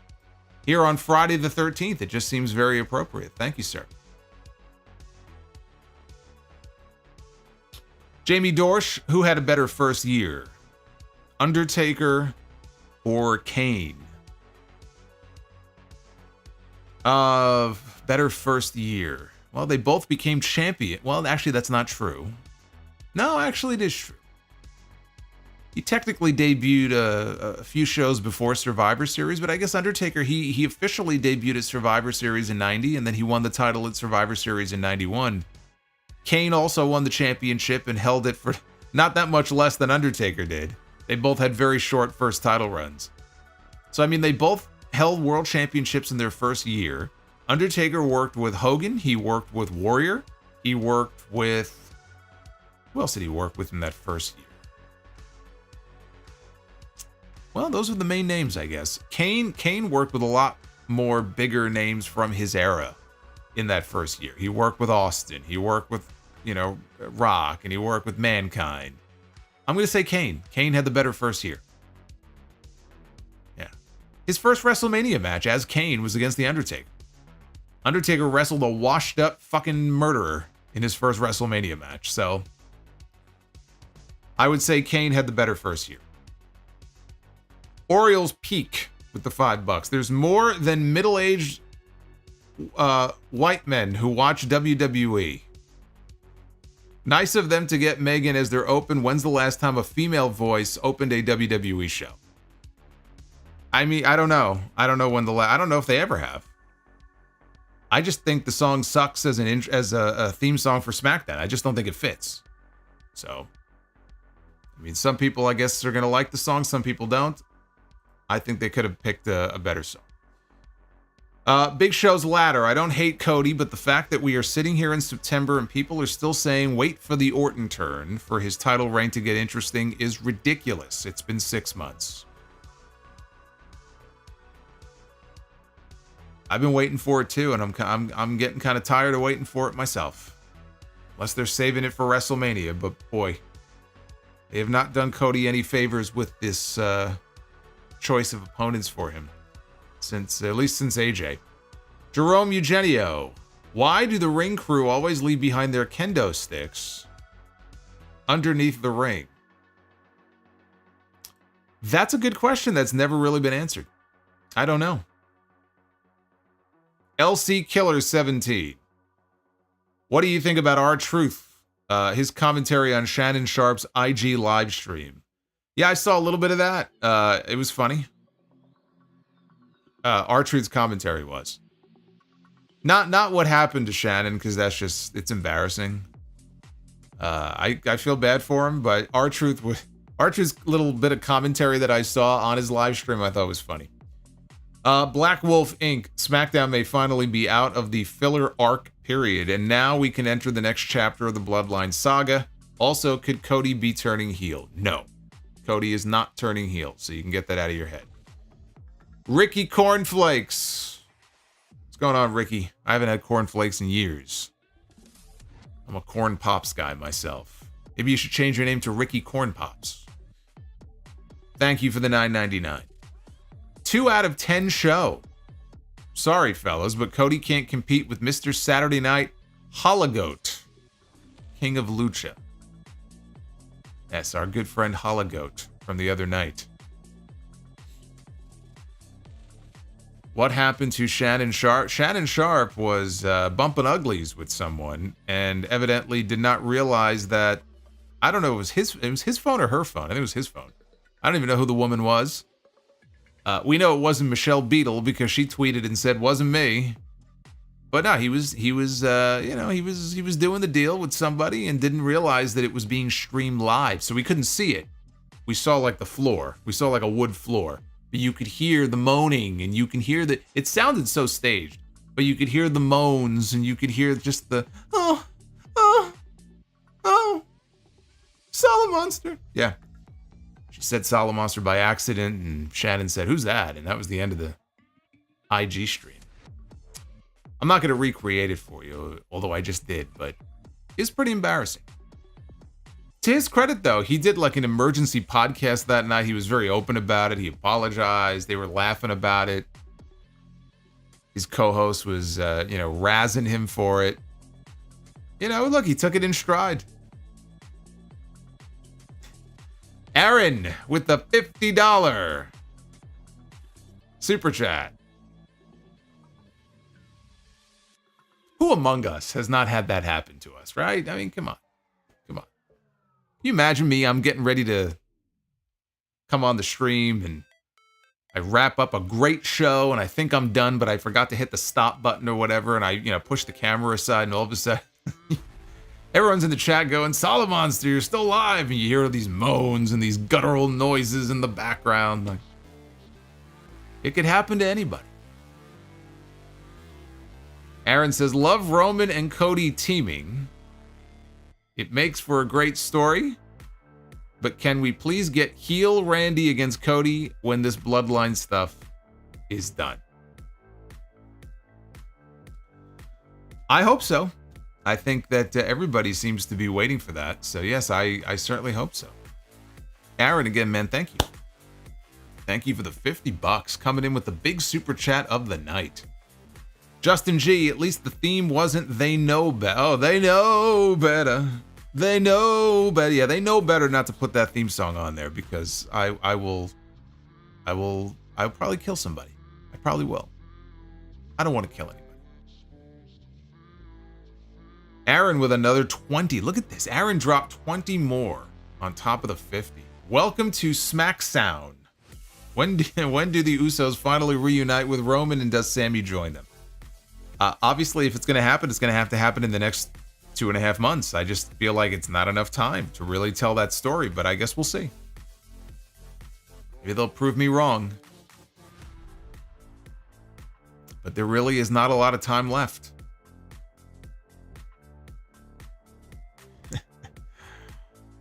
We have got Based Beerus, God of Seduction.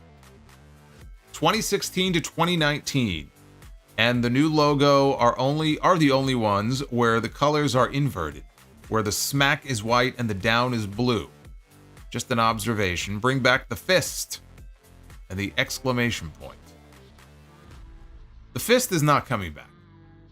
I miss the fist, but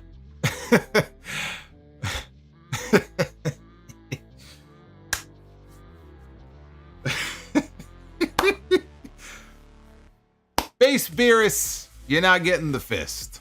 The fist is dead. The fist is dead. You're not getting it back. Jeremy Rose. Thank you for the 12. Well, look at this. We got back-to-back learning trees.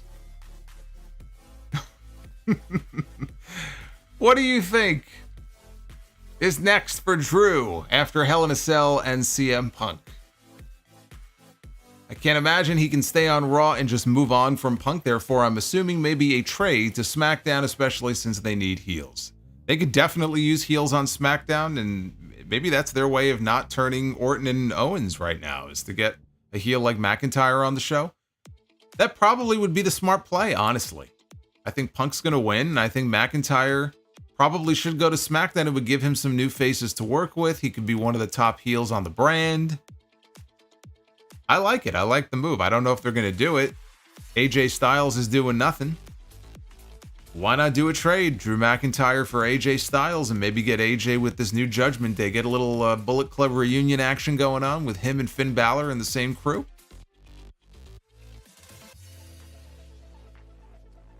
Dom Joseph, I will be at next week's SmackDown. I'm 25 and it's going to be my first wrestling show since I was 11. I'll let you know what the crowd was like. Please do. And enjoy the show, Dom. That's very cool. It's a long time between wrestling shows. Nail. Honestly, not a big fan of Roman's new theme. It doesn't hit nearly as hard as the old theme, and his entrances don't feel as grand as before. Really? Because that theme song, it evokes Avengers when I hear it. I think they were going for that epic. I mean, I like the... It's a direction you can fuck. Thank you. Thank you, Hydrograd. But I think they were going for an epic sounding theme, but I agree. I like the old one too. I don't hate this one, but I like the old one better. The Juliet, it was nice not looking at a black screen. It was, wasn't it? Watching a television show with a black screen is not my idea of fun either.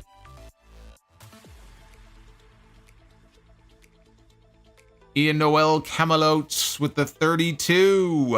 What feuds do you think they should work on SmackDown in order to add more intrigue alongside the Bloodline Civil War and compete with Raw's feuds? And thank you for an awesome Hog debut in Chicago. Can't wait for the next visit. Well, January 17th, we're coming back to Chicago. So you won't have to wait too long. Off! It's a direction you can fuck. A lot of potty mouths tonight. Donnie Yasu with the 23. Telling everybody where they can go. Ian, let me address your question first. Feuds that they should work on? I mean, we've been talking about Cody and Randy. There's a lot of history there. That's probably chief among them right now, I would say. Or again, you could turn Owens, and Owens can get his rematch with Cody, but it seems like they have kind of moved on from that. That doesn't look like it's going to happen. LA Knight is the United States champion, I think. You know, one thing I actually recommended, we were talking before about Drew McIntyre being traded to SmackDown, and I support that move, and then you could do McIntyre and LA Knight, you could do McIntyre and Cody, you could do McIntyre and Randy Orton. So there's any number of feuds you could do with Drew McIntyre, but I suggested potentially moving American Made over to SmackDown. They're another one where they have been beaten and beaten. Chad Gable has been beaten like a drum. They just lost to the Wyatt Six. what's left for them to do on that brand? You can move them over to SmackDown. Let Chad Gable build up to a U.S. title program with LA Knight, which he would probably lose. But there's more people for him to work with and for all of them really to work with that they just haven't been able to work with. So as I look at what potentially could be done with SmackDown, a lot of what I'm thinking about in my head has to do with people that aren't even on the show right now. It's more people that I would trade or move over to the show than people who are currently on the roster, because I'm not sure what other programs or feuds really entice me with the roster just as it is. There aren't really very many of them. I would shake up the roster a little bit. That's what I would do. Abusika says, Bukaki. I'm the Bukaki ghost. Oh my. It's the Shannon Sharpe tape. Oh my. You just got your recreation of the Shannon Sharpe IG Live, courtesy of our friend Abusika, who dropped a $69 Bukaki ghost. Because that's what a ghost does. He says boo. What did you think it meant? Abusika, thank you. Thank you for the IG Live replay. You did it better than I ever could.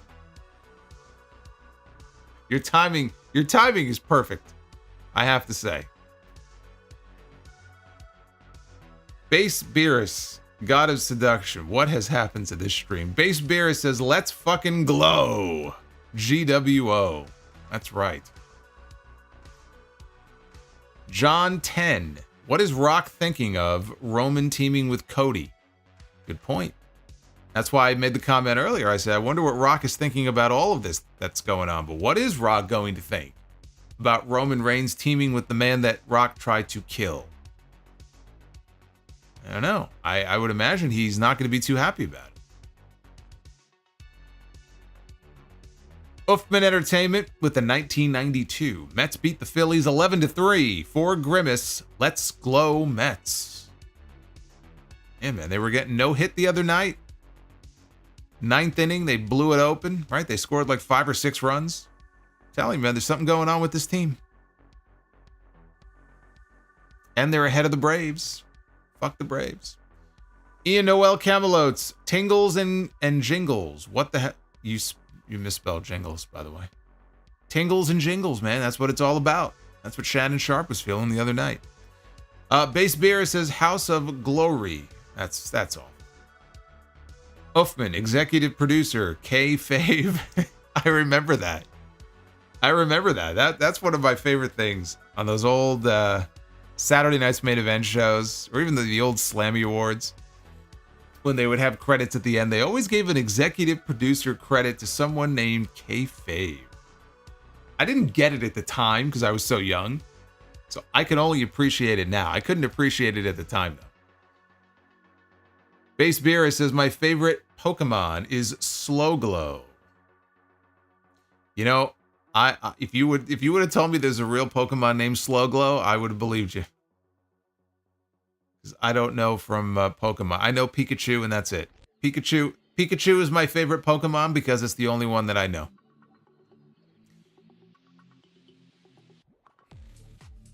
We got a $2 super chat here. Credits like a 90s sitcom. Family Matters. Head ass. That would be funny if they had 90s sitcom intros for the WWE shows where they played that cheesy music and they had those close-up shots of like the key stars with their name on the screen. Like you see Roman Reigns just kind of turns and it says Roman Reigns on the bottom. Oh, that would be great. Somebody has to do that. Somebody on YouTube has to put that together. They have to do it to the theme song of either Full House or Family Matters. Or Growing Pains. And do a current WWE 90s sitcom intro.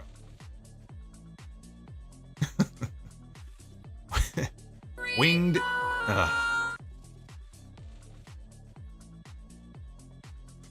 Winged Dragon of Ra is a Pokemon.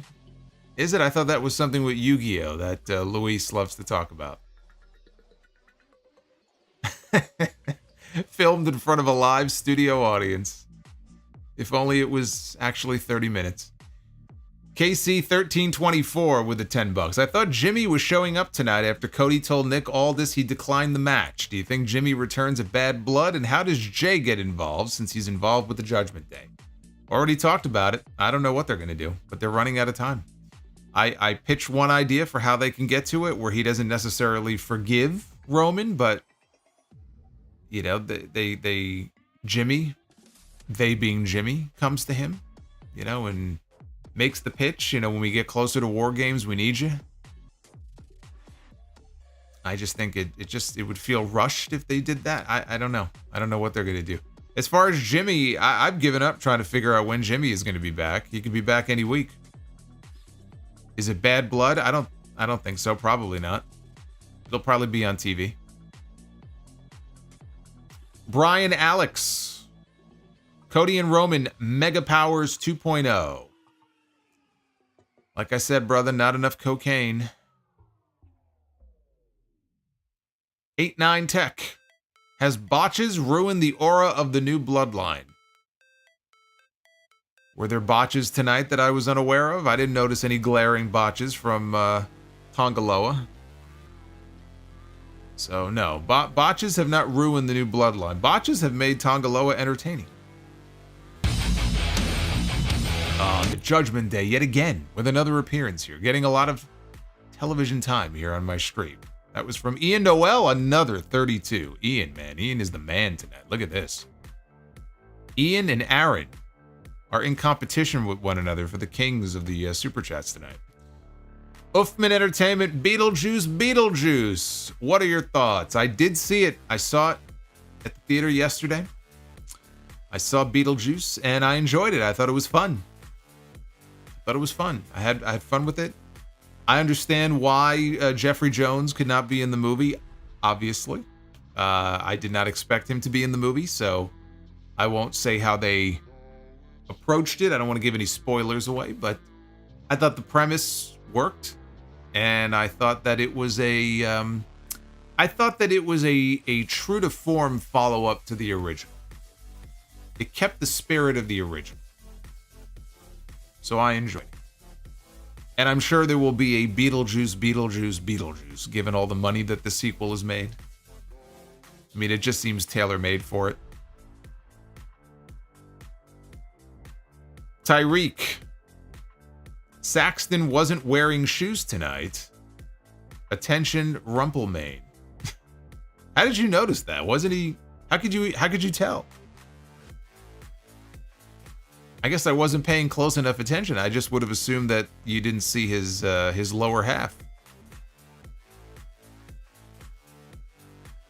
Yeah, Rumpelmane will be happy, I guess. That's sort of him and Tony Atlas. Yep, Jeffrey Jones is still alive. Jeffrey Jones has made other things. It's not like he hasn't done anything. They just, you know, you'll never see him again in any kind of major studio picture. But no, he's still alive, and he did get back into making movies, but they're very, you know, I don't want to say low budget, but they're not very well known. He was in at least one. If you check his IMDb, he was in at least one in the last few years. Who is Jeffrey Jones? Jeffrey Jones is an actor. He was a character actor. Back in the 80s and 90s, he was in a lot of popular movies. He was never the star of one. But for example, he was the principal in Ferris Bueller's Day Off. He was in the first Beetlejuice movie. He was the father. He was actually in a John Candy movie I love called Who's Harry Crumb? And I'm trying to think of what else he was in. Oh, you know what? He was in a movie John Ritter did called Stay Tuned. Yeah, he was in that too. So anyway, he had a little pedo situation going on many years ago, and that was the end of his career, as it should be. Bare Ass Godzilla, what a name! Just got back from Victory Road. Hell of a show for a $30 ticket. I believe in Joe Hendry, as well you should. I believe in Joe Hendry. That's why, as the commissioner, I'm bringing him in to House of Glory on September 29th. I'm so excited. Everybody's excited. We're bringing in Joe Hendry. It's going to be a lot of fun. You know, TNA did have their Victory Row show tonight. And I saw, right before I went live, the segment on Twitter. It was actually very nice. It was Santino, who, of course, is an authority figure in TNA. And they've got the working relationship with NXT. So they did a segment where his daughter walks in. Ariana Grace in NXT is his daughter. And so they had an on-screen segment together on the TNA show. So that was nice. I thought that was nice.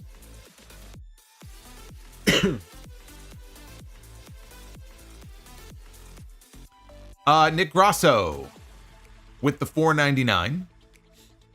Did you see Julia's debut match against Chelsea Green on Tuesday night? If so, what are your thoughts on the match and her presentation? I think her presentation is top notch. I thought the match was fine. I didn't think it was anything special.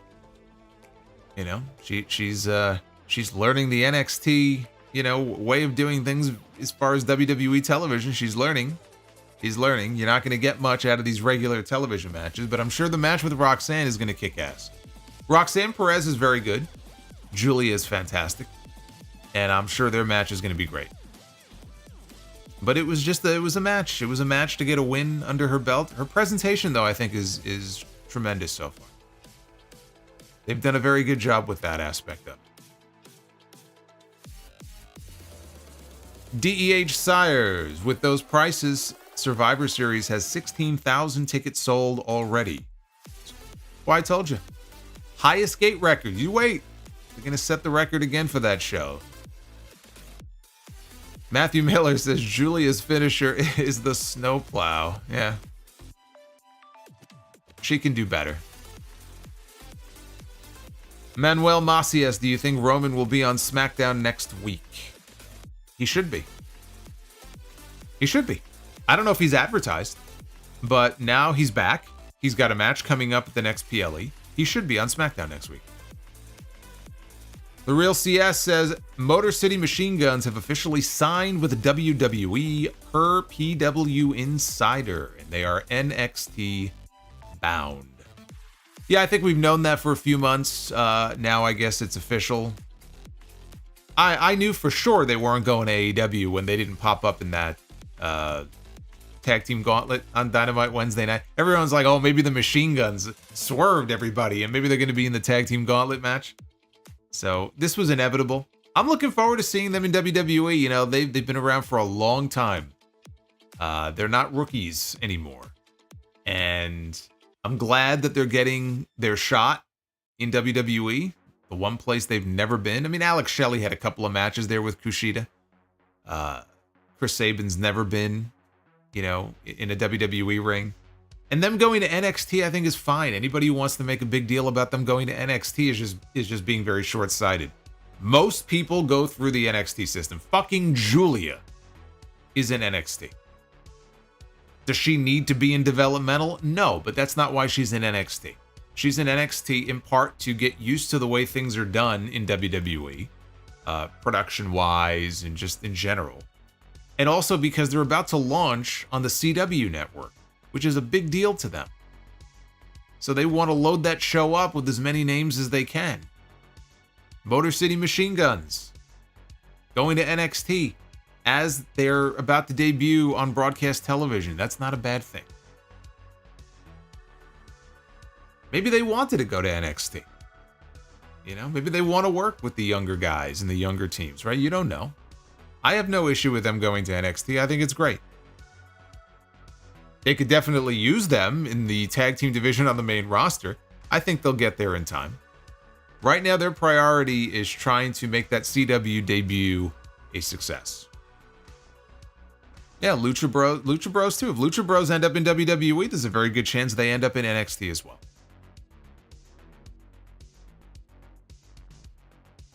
Manuel says, who do you think replaces Roman and Cody since they're probably going to move to Raw when it goes to Netflix, since it's going to be the A show?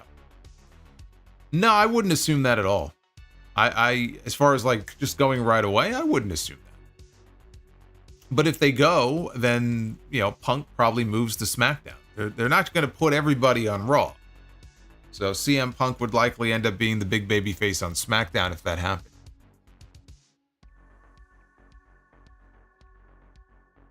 KC 1324. How does Sammy get involved with the Bloodline since Triple H hinted towards a reunion with Sammy doing the old Bloodline handshake?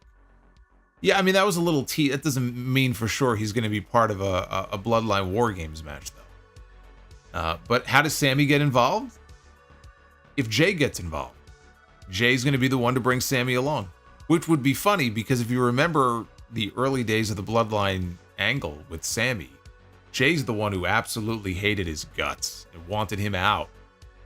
Here we are now all these years later. I could see Jay being the one to go, you know what, I'm not doing it unless we bring this guy in. Because he and Sammy are like this. So Jay would be the conduit to that. Marquand 1976. Solo, sing the original SmackDown thing. I don't have to sing it. They played it during one of the segments tonight. They were showing moments from 25 years of SmackDown.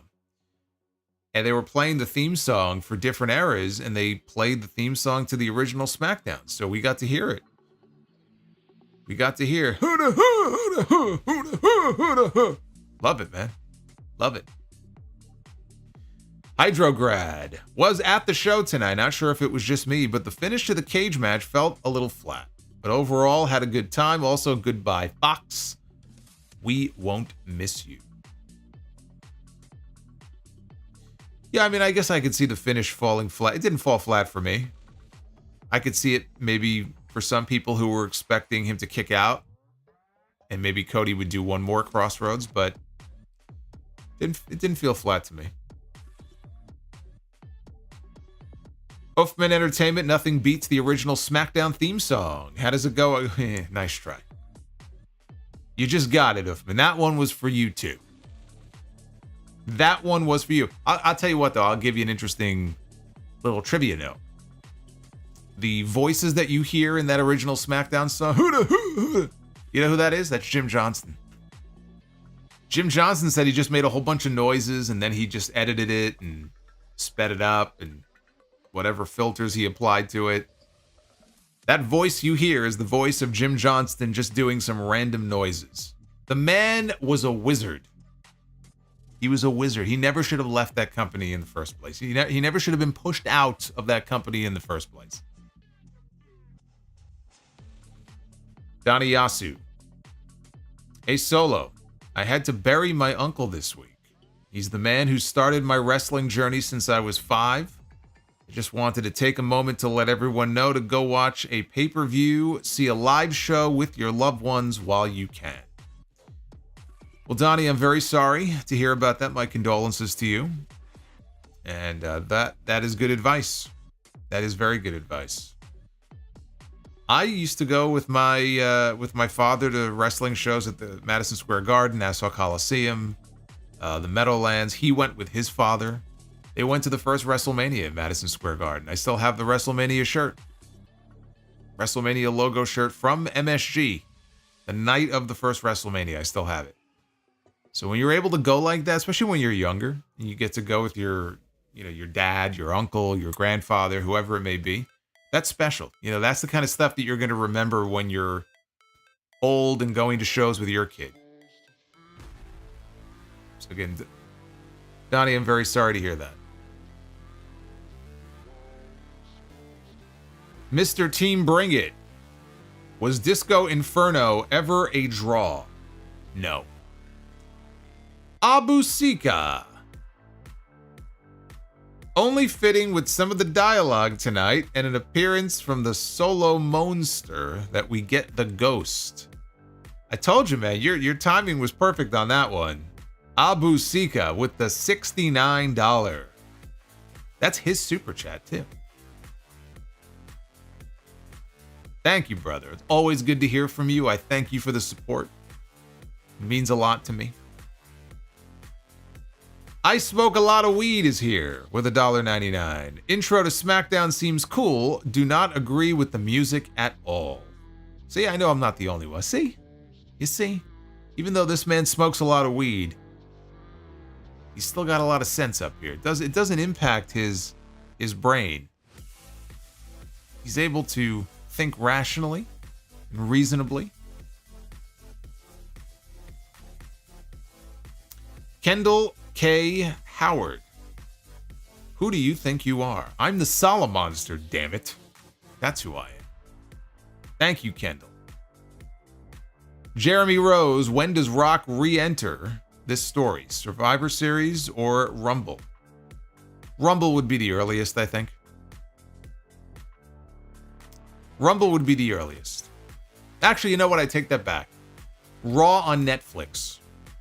I could absolutely see Rock coming back to Raw on Netflix.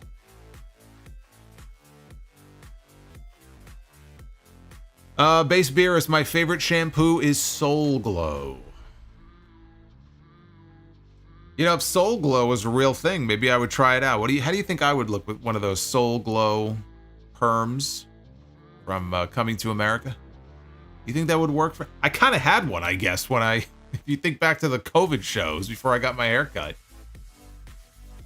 On second thought, that's a horrible idea. You want to see what I would look like with a Soul Glow hairdo? You go watch some of those streams in fucking June of 2020. Go take a look at that. I don't ever want to go back to that.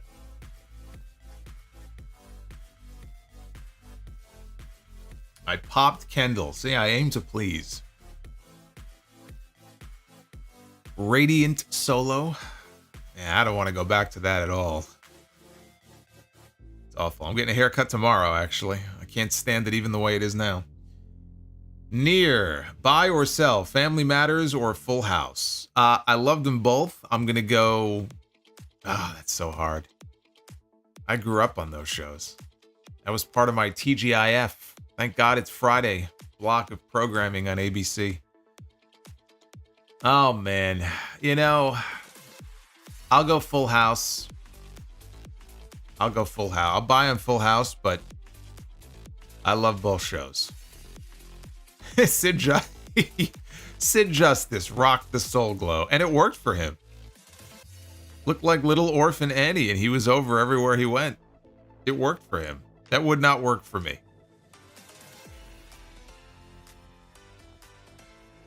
Ian Noel. With the WWE, NXT, and TNA partnership, would you have wrestlers from each of those shows win a title or two from the opposing show? Joe Hendry as NXT champion, Charlotte win the TNA, I guess he means Knockouts title, only to drop it to Ash. Wait a minute, hold on a second. Wait. Did you seriously, like, you didn't put the backslash S for like satire? You seriously pitched Charlotte Flair losing to Ash by elegance? Charlotte Flair losing to Dana Brooke? What planet were you on when you came up with that idea? No. That will never happen, nor should it happen. I don't know why you would even suggest that. I think you got some bad weed. I smoke a lot of weed. You need to pass some of your good stuff to Ian Noel. As far as wrestlers from the opposing show winning titles from the other one, I don't have an issue with that.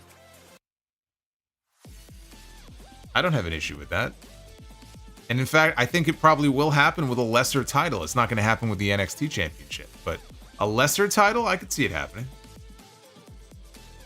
And it would probably be WWE, you know, like an NXT star winning a TNA title, not the other way around. Power Spying Games. Random are Furnace and LaFawn in Be the Booker. No, they are not. Base Beerus also, Base Beerus says, you just made the fist, says Y2J.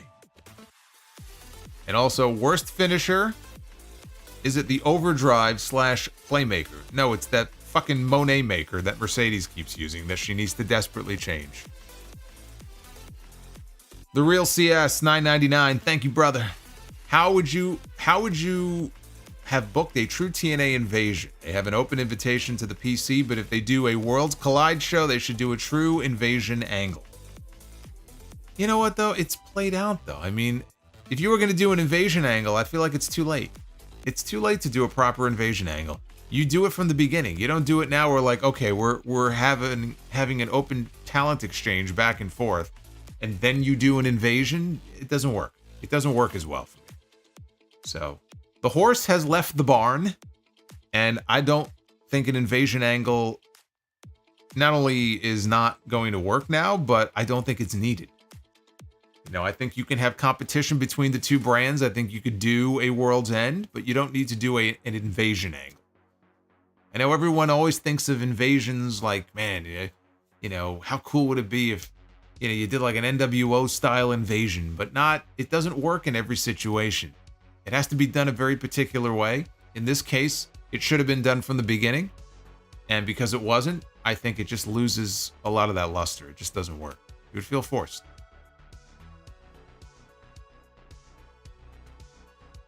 Rumor is once their deal is up, Def Rebel are gone and WWE will be using licensed music. Not confirmed though, just a rumor. Well, again, yes, they may use like their SmackDown theme is a real song, but they've used that before. I mean, they had Marilyn Manson, The Beautiful People. They've had other band. Oh, what was that band that did? Oh God, Lion. I forgot the name of the group. They had one of the better SmackDown themes, honestly. It's gonna drive me nuts now. I gotta look at it. I have it on my phone.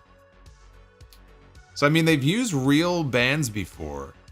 7 Lions. It's the number 7 and then Lions. Born to Run. Born to Run was a great SmackDown song. It's actually one of my favorite ones. The Beautiful People is still the best of the ones they've used, but that one was pretty good. So I'm all for them using more licensed music. There's a difference, though, between them using music like that and using Enter Sandman, or using Billy Joel, or using, the Smashing Pump. Well, I guess that's not going to happen, but, you know, that would be cool, too. I don't know that they're going to shell out the money to do that, though. You know, Tony Khan would. I don't think WWE is going to do that. But I would love it if they use more actual music. And not just for shows, but for actual wrestler entrances. You know, but it can get very expensive.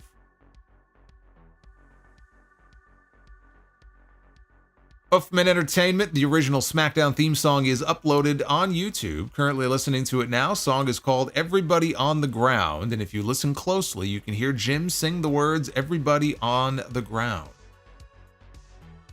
One and only, Jim Johnston. OM Too Cool. Thoughts on the rumblings about Def Rebel's contract? If it were me, I would have a nice little bonfire, and the contract would have been burned up long ago. They must have something on Triple H and Nick Khan to last this long. Seriously. Why did it take such fan uproar? Because if they're really gone, I do believe it's in response to a lot of the fan uproar. You know, and we've heard reports about Triple H. He's very, you know, plugged into social media and what people think about the company and the product and the storylines and him. Why did it take all of this fan furor to convince them that Def Rebel's music was no good? They should have known that from the beginning. They've been around for a while now. So I hope it's true. I hope they move on from them. And if it were me, again, the contract would be going up in flames, and that would have been the end of it a long time ago. Would they have an ironclad contract? They get a lawyer to negotiate some specific contract terms that they couldn't terminate the deal early? What kind of deal do these guys have? Old GMB. with the $4.99. It's the amazing Oh my God. Gunther. Jerry Lawler loves Gunther the Magnificent. All hail Gunther. It is Gunther making his second appearance of the night. This time, not from Aaron, but from Jake Jones. Holy shit. Hang tight, Jake.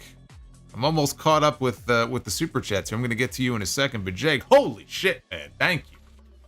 Dropping a 50 bomb on me here at almost 1 o'clock in the morning. I love it. Fire Panda, that's right. Fire Panda said, welcome to the shit show, Jake. We got a spot for you. Pull up a chair.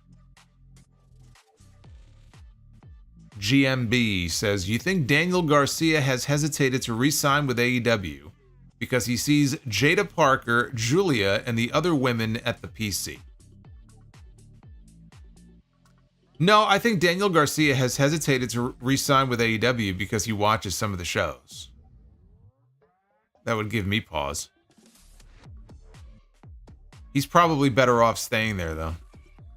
I don't see him going to WWE and being any kind of a big deal. So, I think for him, the best place would be to stay where he is in AEW.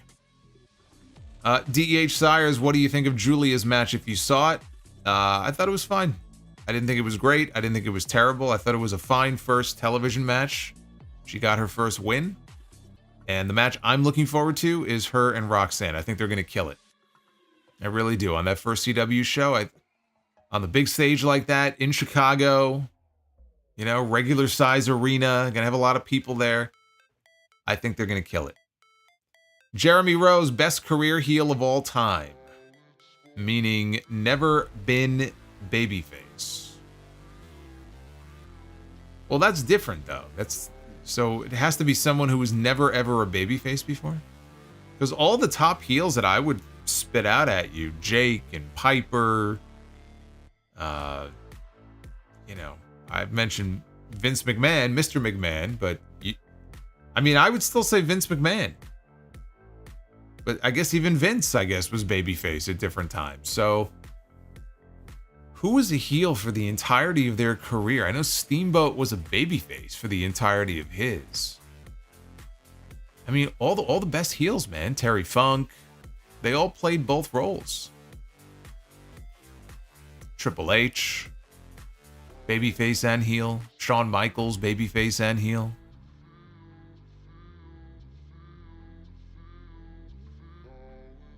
I don't know. That's tough. Ravishing Rick Rude. Ravishing Rick Rude. I guess maybe was he ever a babyface in any of the territories that he was in? Maybe not. Someone mentioned DiBiase, but DiBiase was a babyface in Mid-South.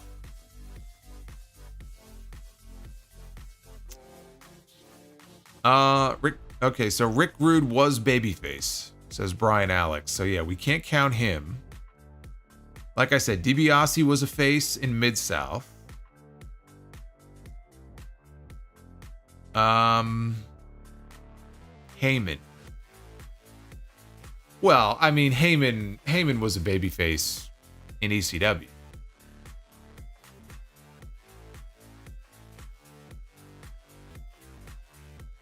Actually, Kratos makes a good point. Heyman turned babyface just recently.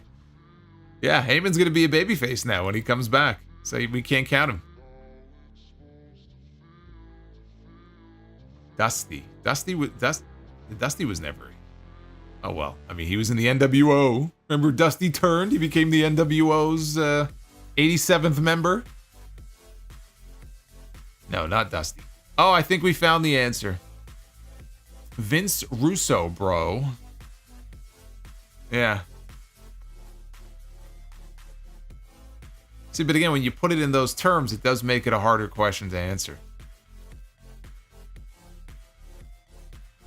Hulk Hogan. You know what? I like that answer. Hulk Hogan. I always used to say it. Hogan was always a heel. He was a heel masquerading as a babyface. There you go. Hulk Hogan is the answer. Fake ass babyface. Tron Carter, GOAT SmackDown theme will always be Rise Up. No, it's good, but it's not the GOAT. Jake Jones, there he is with the $50 Gunther bomb. Hey, Solo, coming in late after celebrating my 30th birthday today. Got tickets to Bad Blood in October. I'll try my hardest to rep the Sound Off Nation. Have a great night. You do that. And have fun, man. That's going to be a very good show. It's actually shaping up to be an excellent show, is Bad Blood. And happy 30th birthday to Jake Jones. I remember half of my 30th birthday, and the rest of it, I had a Fox blackout. Thunder Force 2000. Are you surprised that none of Bret Hart's kids got into wrestling? Yeah, a little bit. Maybe they were smart. Although I think they have that dungeon wrestling promotion that they run. I think his kids are involved in that. I don't know if they actually wrestle, though. I think they run the promotion. But yeah, I guess none of his kids. Blade, right? Yeah, Blade. Kid's name is Blade. That's a wrestling name. You would think.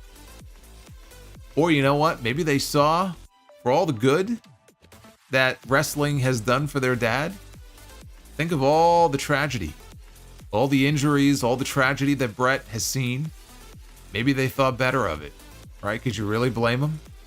Think of all the family members and friends that Bret lost that are no longer around. Many of which are their family members, by the way. And then you can understand why maybe they wouldn't want to get in the ring and be wrestlers. Mr. Team Bring It, who is the better wrestler, AJ Styles or Shawn Michaels? Both great wrestlers, but gotta go HBK. Adam Casper, hello Solomonster. SmackDown was okay tonight, definitely a predictable show. When do you think Logan Paul will be back on WWE television? The better question, I think, is who cares? When do I think he'll be back, though? I think that he will be back, I'm going to say closer to the Royal Rumble. I don't know that we get him back before then.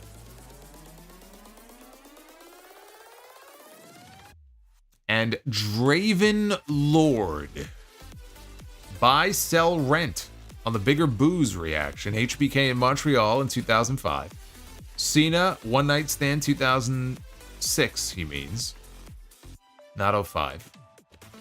And Elias and KO in Seattle. You know, the Elias and KO segment is an all-time segment for that reaction. They were in Seattle. I think where they were tonight. I think they were in Seattle, and it was a Supersonics joke. And I mean, the heat that they got. I will go Shawn Michaels in Montreal though in 05. I will buy on that. I'm actually going to rent on Elias and KO. And I will sell on Cena One Night Stand. And Cameron Spencer coming in with a $4.99. You got to see the clip of a man at a Chinese zoo jumping in the lion's enclosure and getting beaten badly by a lion. He was arrested as well. I don't have to see it because you just explained it. I can picture it in my head. Thank you, Cameron. There he is on the bottom of your screen. Good old Jason Voorhees. Thank God it's Friday. Well, it's not anymore. Now it's Saturday. But we are still enjoying Friday the 13th. And I have enjoyed all of your super chats here. Thank you guys. Man, you guys have killed it. This is the biggest SmackDown stream in a while in terms of support. So you guys have blown me away tonight. We also are only about 10 likes away from 500. Can we hit 500 before we get out of here live? We're only about 10 short. So let's see if you can get me there. Right now, let's be the booker. Ladies and gentlemen, it is now time to be the booker. This is how you end a week. You end the week with a little be the booker. that is what we are going to do now. I see that I left the stipulations animation on. So let's turn that one off. We're going to start with tag teams. We're not starting with stipulations. Tag team, be the booker. Base Beerus says, do you...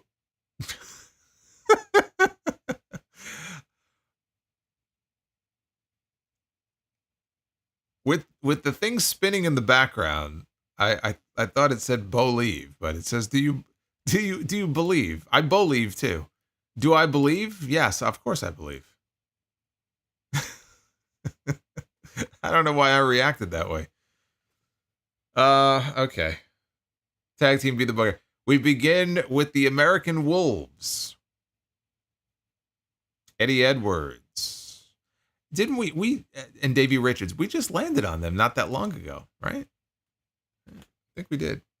We're on them again.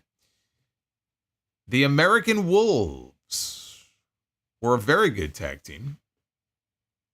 And the American Wolves are going to be taking on the Dream Team of Brutus Beefcake and Greg Valentine.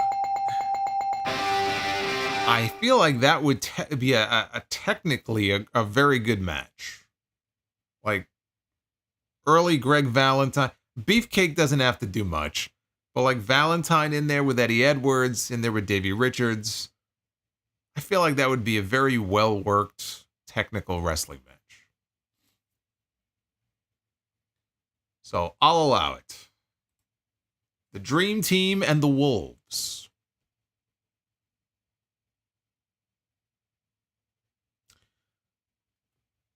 Greg has some nice hair. Yeah. Yeah. Good old Greg. Uncle Greg, who now looks like an ant. Michelle McCool, the former butterfly belt holder, is with us here in Be the Booker. Mrs. Undertaker has graced us with her presence. Hey, Justin, you know you're getting at least a 6-minute hammerlock, if not the 7-minute hammerlock in that match. All right, Michelle McCool, former Divas champion. Who can we book her with? What would be an interesting Michelle McCool match?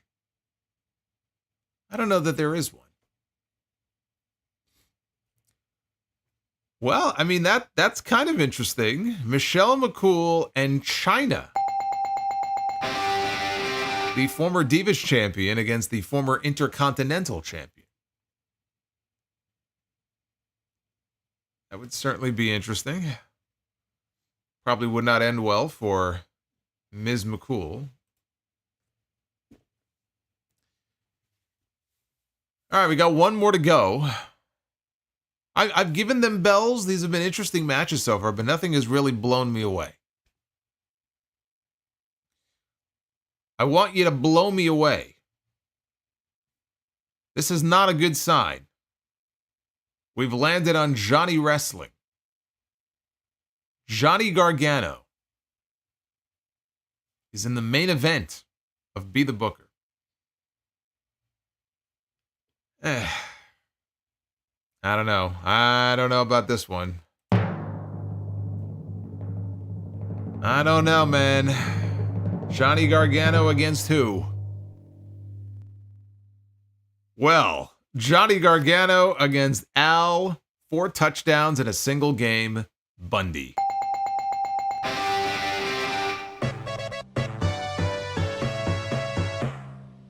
And Al Bundy is going to kick the living shit out of Johnny Gargano, I'll tell you that, in that main event. I didn't know where this was headed, but when I saw Al Boom Boom Bundy, I had to give it the bell. We got ourselves a clean sweep. Bust out the brooms, everybody. It's a clean sweep on a Friday night. Ain't nobody beating Al Bundy. 4 touchdowns in 1 game for Pokai. A record never to be beaten. That's right, let's rock. Let's rock. The real CS a $5 super chat here to take us out. Says that I'm glad WWE is allowing Sabin and Shelley to keep the Motor City Machine Guns name, but they will have new music, unfortunately. Do we know for a fact that they're keeping the Motor City Machine Guns name? Did the PW Insider report specify? Because this is all breaking while I'm in the middle of streaming, so I don't know if I've seen it confirmed they're going to keep the name. I hope they do. There's really no reason for them not to. I mean, if there was a choice between the name and the music, I'd much rather let them keep the name. Base Beerus, Scarface or Casino? I love both of them. I love both those movies dearly. God, that's a really tough one. Man. Well, you know what, though?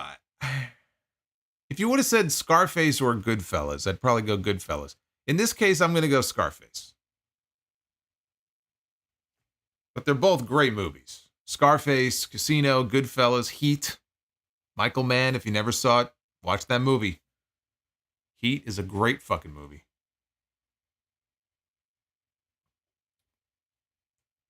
You want a good action movie to watch, you go watch Heat.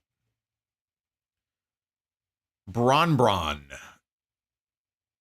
Do I like DS Exclusiano? I have no idea what that is, Bron.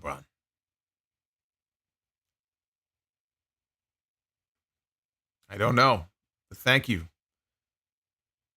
Shout out to Toby for 24 months of membership. That's 2 years for those of you who don't know. 24 months is 2 years. Hey, we got our boy Tactical Butt Cheek.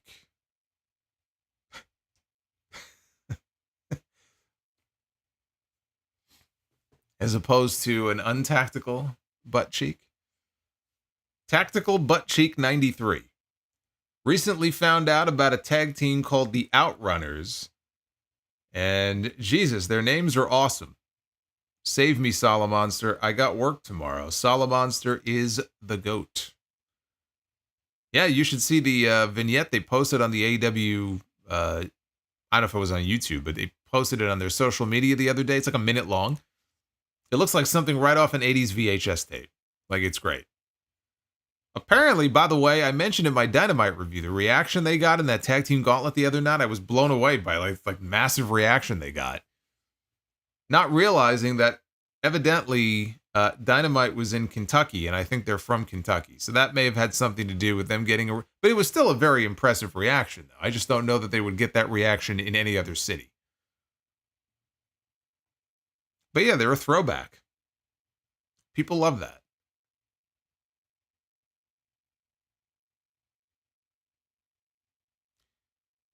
Shout out to RDS Harry. Thank you for the kind words. Was the Iron Sheik ever a babyface? Yeah, I mean, the minute he started telling Hulk Hogan, calling him a jabroni and telling him he was going to break his back and make him humble, he turned babyface for a lot of people.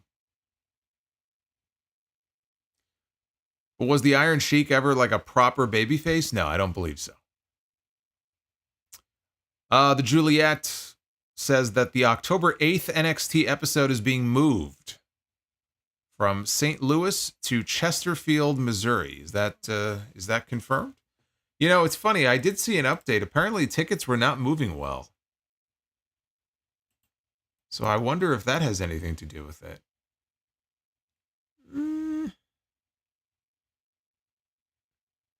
Okay, so here's the report. The NXT event scheduled for Tuesday, October 8th in St. Louis has been relocated to the factory at the District in Chesterfield, Missouri. Refunds and exchanges are available at all original points of purchase. And according to this report, the factory has a capacity of up to 3,000 people for events. So the company is shifting to a smaller venue from the 20,000-seat Enterprise Center. So yeah, that pretty much answers the question right there. The ticket sales that I saw were not great, and it's like an NBA building. So that probably had to do with why they're moving it to a smaller venue. Oh, I wonder if that means Randy Orton is not going to appear. I imagine he'll still be on the show. Even though it's not St. Louis anymore, I would imagine he'll still probably be on the show. Yeah, Justin says, Randy Orton's not a needle mover. Apparently not.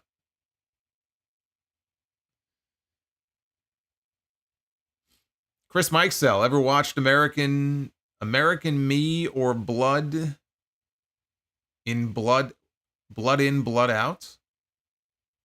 No.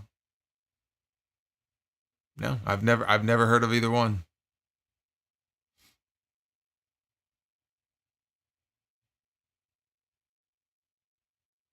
Yeah, it's a smart move though. I mean, if they're not moving tickets, you know, AEW's run into that issue where they'll book these big buildings and they'll move a fraction of the number of seats, and you're running a 75% empty building. It doesn't make any sense. And for WWE at a time when their business is so hot, to run a building like that fits 20,000 and only sell 5,000 or 6,000 tickets, it would be embarrassing. So it's the right move to make. And did I watch The Batman yet? No. It's very daunting because I have to carve out 3 hours for it. So I will watch it. I will watch it. They had posters all over the movie theater yesterday when I went to go see Beetlejuice for the Joker. I saw the first Joker movie. I don't know if I'm going to see the second one. I saw the trailer. It just was like, I don't know. Didn't really speak to me. Justin G, buy or sell, Tales from the Crypt or Up All Night? Tales from the Crypt.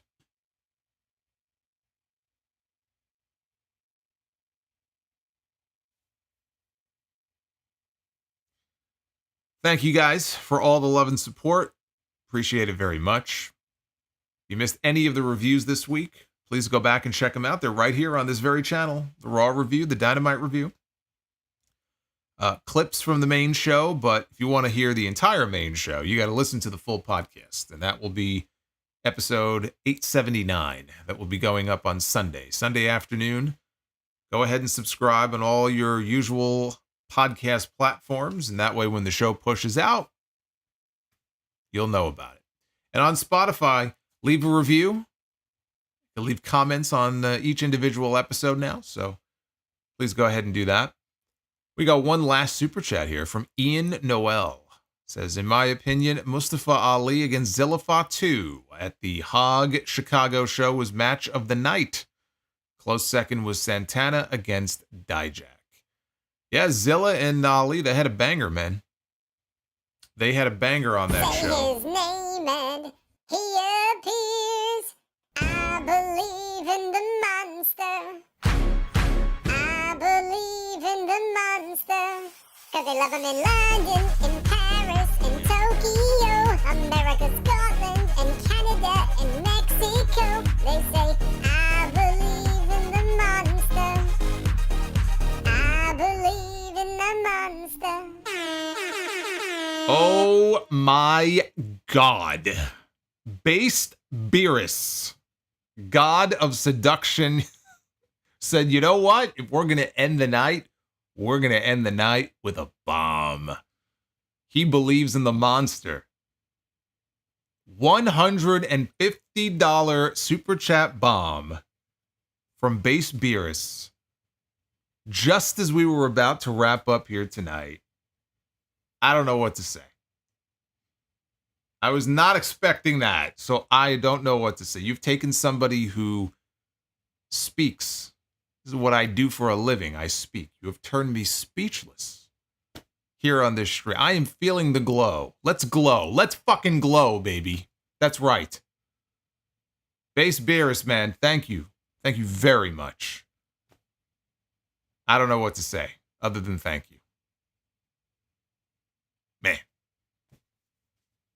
Love that song, too. You know, it's great. Power Spying Game. You got the air horn, too. I got so excited. I had to give him the air horn. That's how you know it's a big night. Power Spying Games. Old Be the Bookers are funny. I recall Booker T and Big Money Meltzer getting the belt once. You know, it's fine. Yeah, that is... Are you serious? Are you serious? Oh shit, I turned Siri on. Fuck off. No, I said I'm... I said, are you serious? What is going on here? I think I said, are you serious? And my phone started freaking out here. Siri, shut up. Get out of here. I'm all discombobulated now. I think he topped base Beerus $250 super chat from Uffman Entertainment. We're ending this Friday the 13th with a party. I haven't seen that one in a while. I haven't seen the party super chat in a while. Oh my God, a super chat bomb. That's a bigger bomb than the New York Mets. Well, you know, the Mets have been playing good lately, Uffman. So that really doesn't apply anymore, but wow. Got like a little competition going on here. Holy shit. Uffman Entertainment, man, with a $250 bomb. On Friday, you know, Friday the 13th is over technically, but it doesn't end until the stream ends. Technically, it is still Friday the 13th. It doesn't officially end until I end. Did I hear that clarinet? Of course, I used to play clarinet.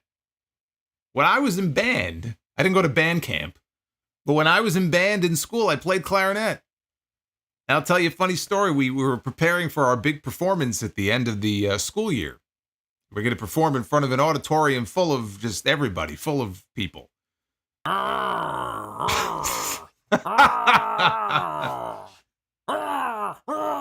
my God.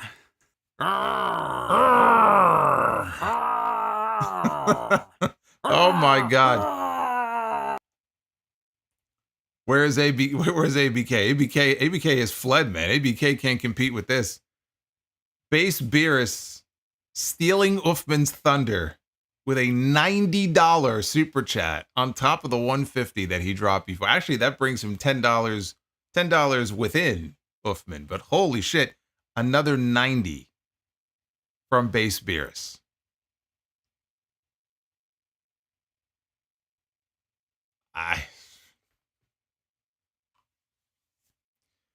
What was I saying? Oh, I was telling my story. Base Beerus just threw me for a loop here. What I was going to say was the clarinet, right? So we were preparing for our big performance at the end of the school year. And we're performing in front of an auditorium, probably 300 people, right? Which is a lot of people. And I completely forgot. Like, I just forgot. I forgot how to play. So what I did was I blew on it. I wasn't actually playing, though. I was pretending like I was playing. But I was just blowing on it. Nobody knew. Nobody could tell. So I got away with it. I'm on video somewhere. Richie Rich over here dropping all this money on me. Oh my God. I just want you to know, I think you rock. I don't mean the rock, a rock, you rock. And I just wanted you to know that.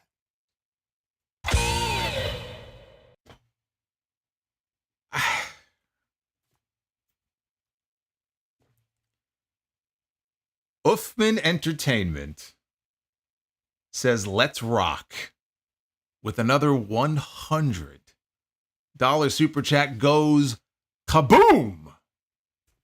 And just like that, it's bombs away. I didn't know the bombs were dropping tonight. It was nice and quiet outside, and all of a sudden, man, the bombs are falling every which way. Look at this.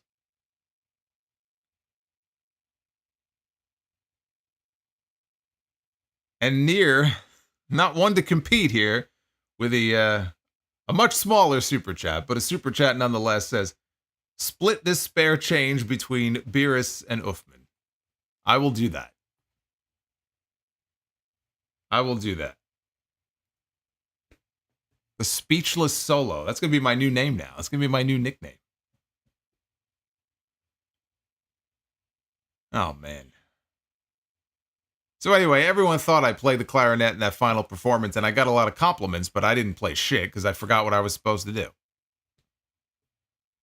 So that's advice to live by. As long as you blow on it, nobody will know the difference.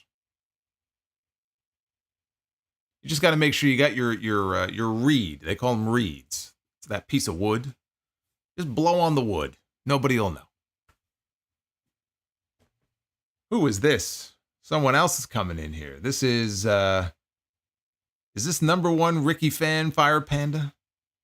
Is this Fire Panda coming in with the $3.99? Fire Panda, thank you. Fake it till you make it. That's it, man. That's it. Fake it till you make it. Truer words have never been spoken. Well, Daddy Ugarte, thank you. I don't know what to say. I really don't. Thank you. What I was saying before was that you have all the other content you could check out, and there'll be more coming, including the podcast on Sunday, and of course we're going to be live again.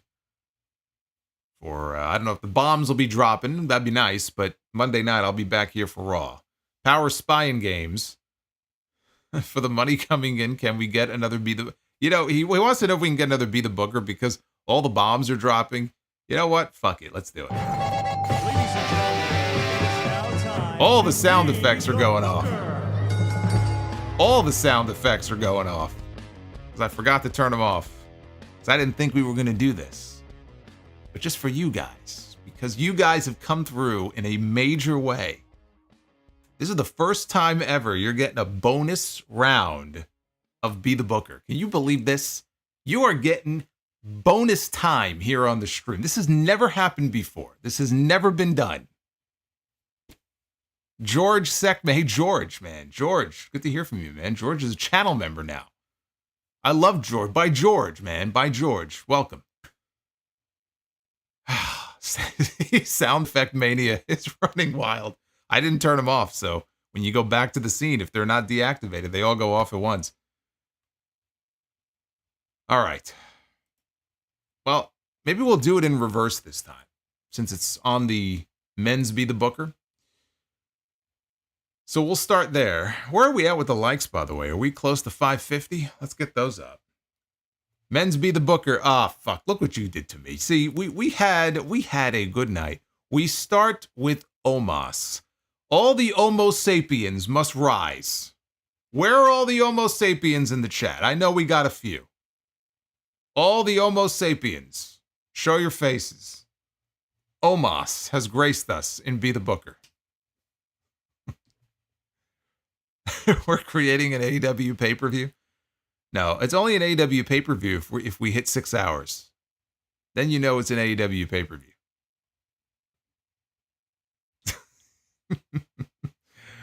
Oh, Luis is here. I almost missed it. Luis is here. Tonight's show is not a show without a tamed Luis appearing. See, I don't like when Luis is tamed. I like it. I'm the last. Shut the fuck up. That was very mean to Luis. Fuck that tree. I am the last. Shut the fuck up. Oh my god. Fuck that tree. Well, the tree huggers are not going to like this. All right, all the homosexuals. No, I don't call them that. They're Homo sapiens. That's a little too weird for me.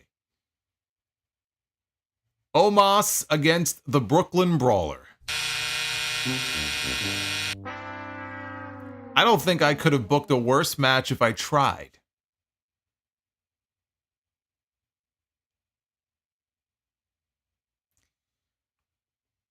This is going to be like the complete inverse, I feel like, of the last Be the Booker. I am Oh, the Jesus last. Christ. Shut the fuck up.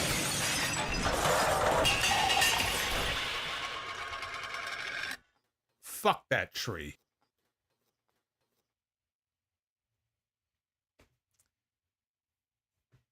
Let's do women's Be the Booker. What a stream this has been. I can't believe that. Omos and the Brooklyn Brawler. All we need now is fucking Dana Brooke. But instead we get Mercedes Moné.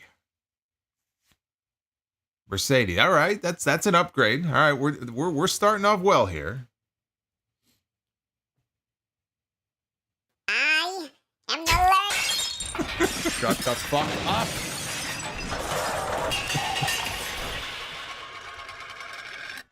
Fuck that tree. You like that super chat? I'm getting the sense. Oh my god. Shut the fuck up.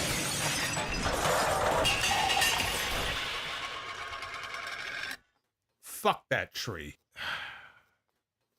We're not going to have a forest left by the time we're done here.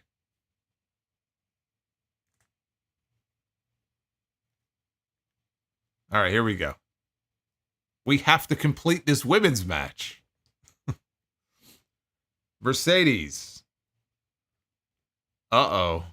Choose 4 women and book a tag team match. Actually, we got Mercedes twice here. Okay, so this is interesting. This is a new stipulation that we have not landed on yet. Choose 4 women, and then I will book a tag team match. So the way this works is the next 2 women. Well, you know what? We've already picked Mercedes, so she counts as 1.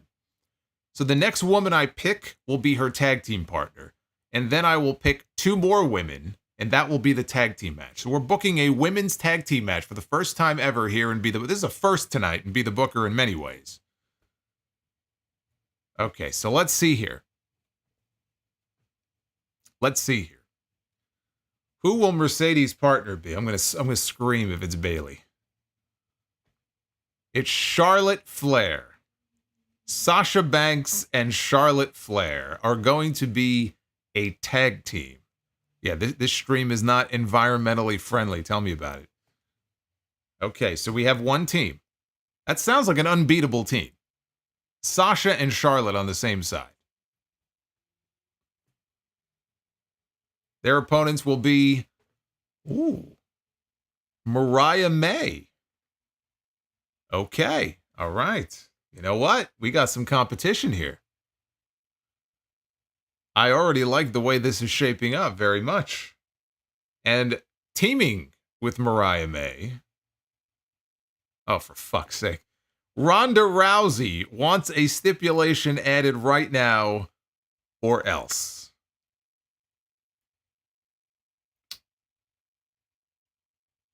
We still have to pick the last person in the tag match. We're never going to get through this one round. Look at all these curveballs that are being thrown our way. It's like one of those choose your adventure books. She wants a stipulation added right now. Oh, well, all right. We got to add a stipulation first before we could pick the final person. So here we go. Don't want to disappoint Ronda. We're going to be here all night. All right, here we go. The stipulation for the tag match, which is still not complete, will be a fight pit match. So it will be Sasha and Charlotte against Mariah May and a mystery partner in a fight pit. Okay. All right. We got 1 person left to pick here. Is Vince Russo. No, Vince Russo is not booking this because it was not the poll stipulation, which is in there. Teaming with Mariah May will be... You've got to be shitting me. You have got to be shitting me. Mina Shirakawa. Mariah May's best friend. She literally just mentioned Mina on Wednesday and said she wants her back. You have got to be shitting me.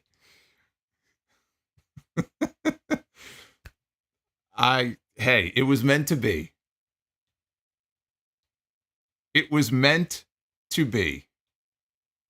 What do you mean this shouldn't get the bell? Oh, I'm too cool. What the fuck is wrong with you? It's a great match.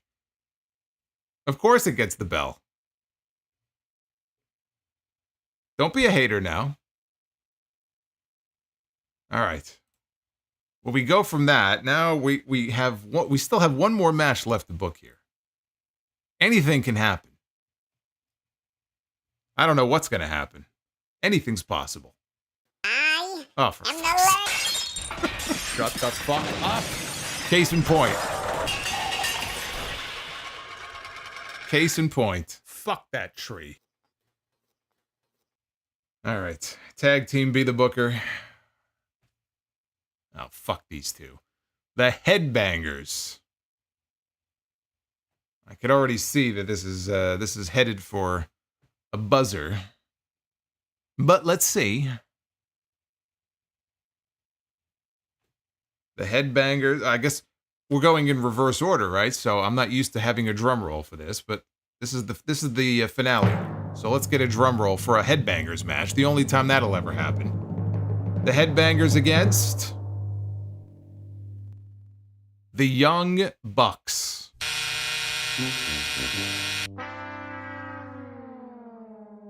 I could think of no match, that I would rather see less than the Headbangers and the Young Bucks.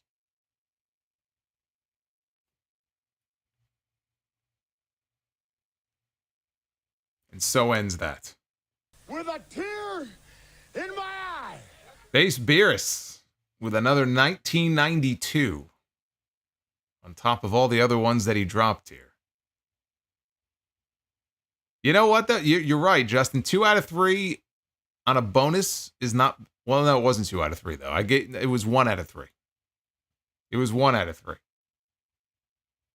Lest we forget Omos and the Brooklyn Brawler.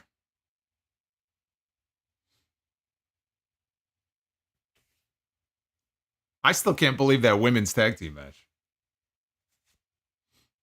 That was crazy. Kiddo Hudson. Oh my God. In my eye. This is just ridiculous. Kiddo Hudson, this is the best stream ever. I'm glad you enjoy it. First time ever that you've gotten to be the bookers. So. Look at Richie Rich over here dropping all this money on me. Hey, I just want you to know. I'm gonna walk away. I'm gonna walk out. I don't mean The Rock, A Rock, you rock. And I just wanted you to know that. M. Mills with a $100 super chat bomb. I need a drink. This is turning into Solomonster Appreciation Night, says Daddy Ugarte. Solomonster appreciates it. You bet your ass he does. M. Mills, always no message. Always she just shows appreciation and love with every super chat.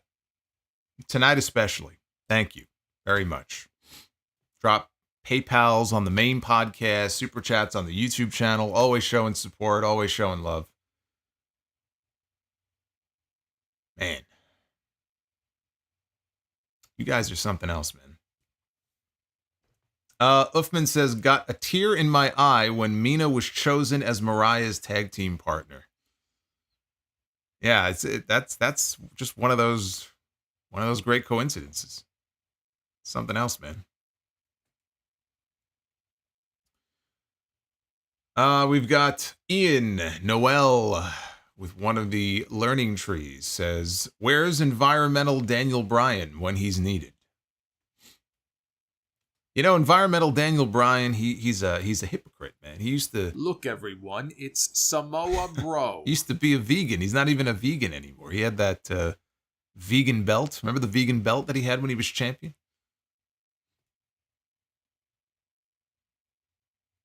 Uffman says this Be the Booker does not count to the Be the Booker streaks. Oh, the bonus round doesn't count? Was that unsanctioned? Was that the unsanctioned round of Be the Booker? I guess it doesn't count towards the win-loss record.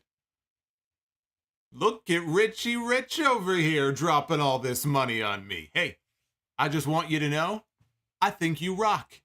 I don't mean The Rock, A Rock, you rock. And I just wanted you to The know. hemp belt. That's right. Jake Jones. Don't know what to say. You guys are, you guys, I expected, I was hoping and I expected that the first episode of SmackDown on USA, big title match, cage match, like, all right, it's going to be bigger than usual night, right? Than the typical Friday night. But this, I was not expecting this. This is superseded even my greatest expectations.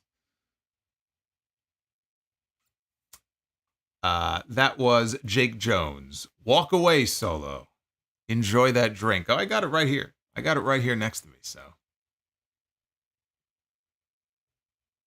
Jake, I said it before when you sent the other one in. I'll say it again. Thank you, man. Thank you very much. Someone get a broom to sweep all the cash in. Well, we had one sweep tonight already and be the booker.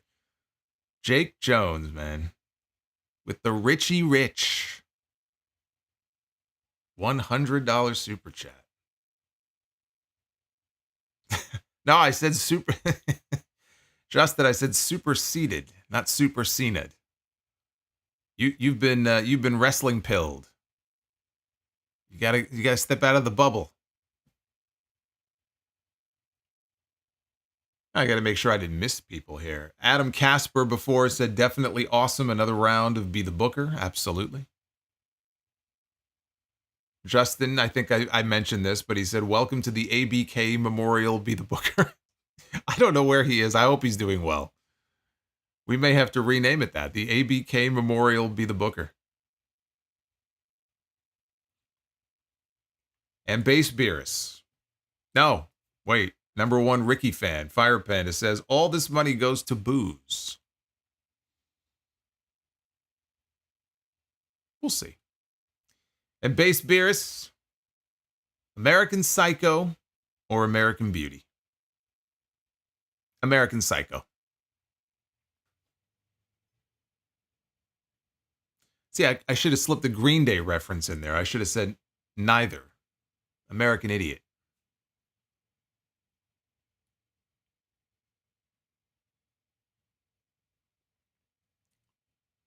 Where's Silver Tower? Silver Tower. Maybe he's on a cruise around the world. Remember Professor John Gotti? If you've been here for a few years, you remember the Good Professor. I think the Good Professor was on an expedition somewhere and he slipped and fell off the side of the mountain. So, rest in peace to the Good Professor. We'll always have our memories. And I think I am finally fully caught up. Thank you. That's it. I don't know what else to say. Thank you for all of the support. This has been fun. It's been fun, though. It's been a fun stream. We got a couple final ones here. Base Beerus says it's hip to be square. Great movie, man. American Psycho. And WWE Iceman 96 V12. Fan since 2009. Wanted to show some love before you head out. Thank you, brother. Man, you're one of the OGs. Look, even my mosquito friend has joined me here. Huh. Very nice. I'll have to kill him when we're done. But yeah, 2009, man, they were one of the OGs. So thank you, man. Thank you for popping out here tonight. And Robert with the 2, that women's Be the Booker match was perfect. It was, wasn't it? It really was. It was perfect. Real ones remember the old intro. There were a few old intros. I remember I had the Chosen One, the old Jeff Jarrett Chosen One theme. He had the original Solomonster theme. Maybe I'll bust that out one of these days. Still have it. I can certainly play it. All right, be well. Stay safe. And come on back here on Monday. That is the next time I will be with you live here on this channel. Justin with another gifted membership. Thank you, Justin. That's in addition to the other ones from earlier. And Power Spying Games, I think you missed some super chat. No, I think I got them all. Let me check. No, I think I went. Oh, Power Spying Game. Well, you're talking about your own. You could just say, I think you missed mine. Best Women's Be the Booker match of 2024. Says Power Spying Games. I can't think of one better. I think you're right. Find me one that's better than that. And yes, I am caught up now. So Power Spying Games, thank you for the reminder. Yeah, there were a bunch of them that didn't have messages, that were just dropping donos. So I took care of all those. Want to make sure I get everybody covered here. Good. All right. Enjoy the weekend. Check out 879 on Sunday, and I'll see you guys back here live. I don't know if we could top this, but we're going to try. Monday night for the Raw review. So bring the heat. I'll see you guys then.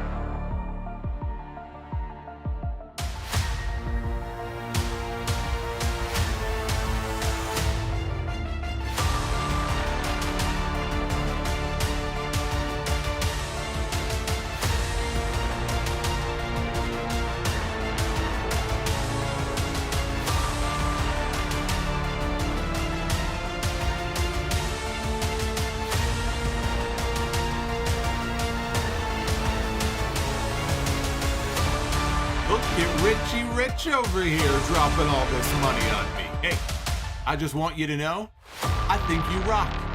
I don't mean The Rock, A Rock, you rock. And I just wanted you to know that. You motherfucker. Boots. Had to get the last word in, huh? Boots with a $100 super chat. I mean, you couldn't have waited any later than that. Somebody say we're having a super chat party? A little dono for the PS5 Pro Fund. Oh my God. Boots took his boot and stuck it right up this ass over here. My God. This is like a Marvel post-credit scene. That's right. And you guys are all the Avengers. I don't know which one you are, Boots. I'm going to make you Captain America. How about that? You're going to be Captain America. Uffman is going to be Iron Man. Who else? I mean, there were so many of them. I can't even remember them all. We had our own little Avengers Assemble tonight. That's what we had. I am the Lord. Shut the fuck up. I mean, Fuck that tree. what do you say? What do you even say? What do you even say? Base Beerus. Thank you. I don't think there are any trees left to chop down.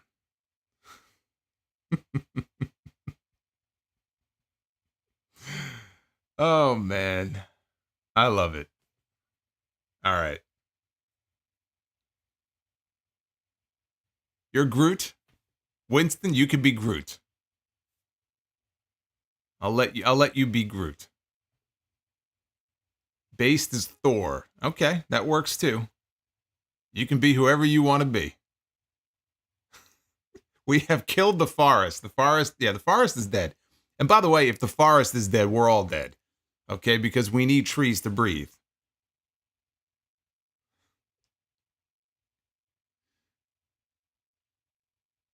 Man,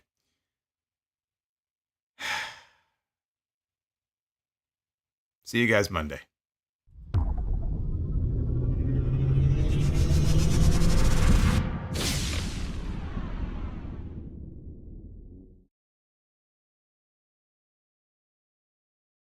Fuck Kevin Dunn.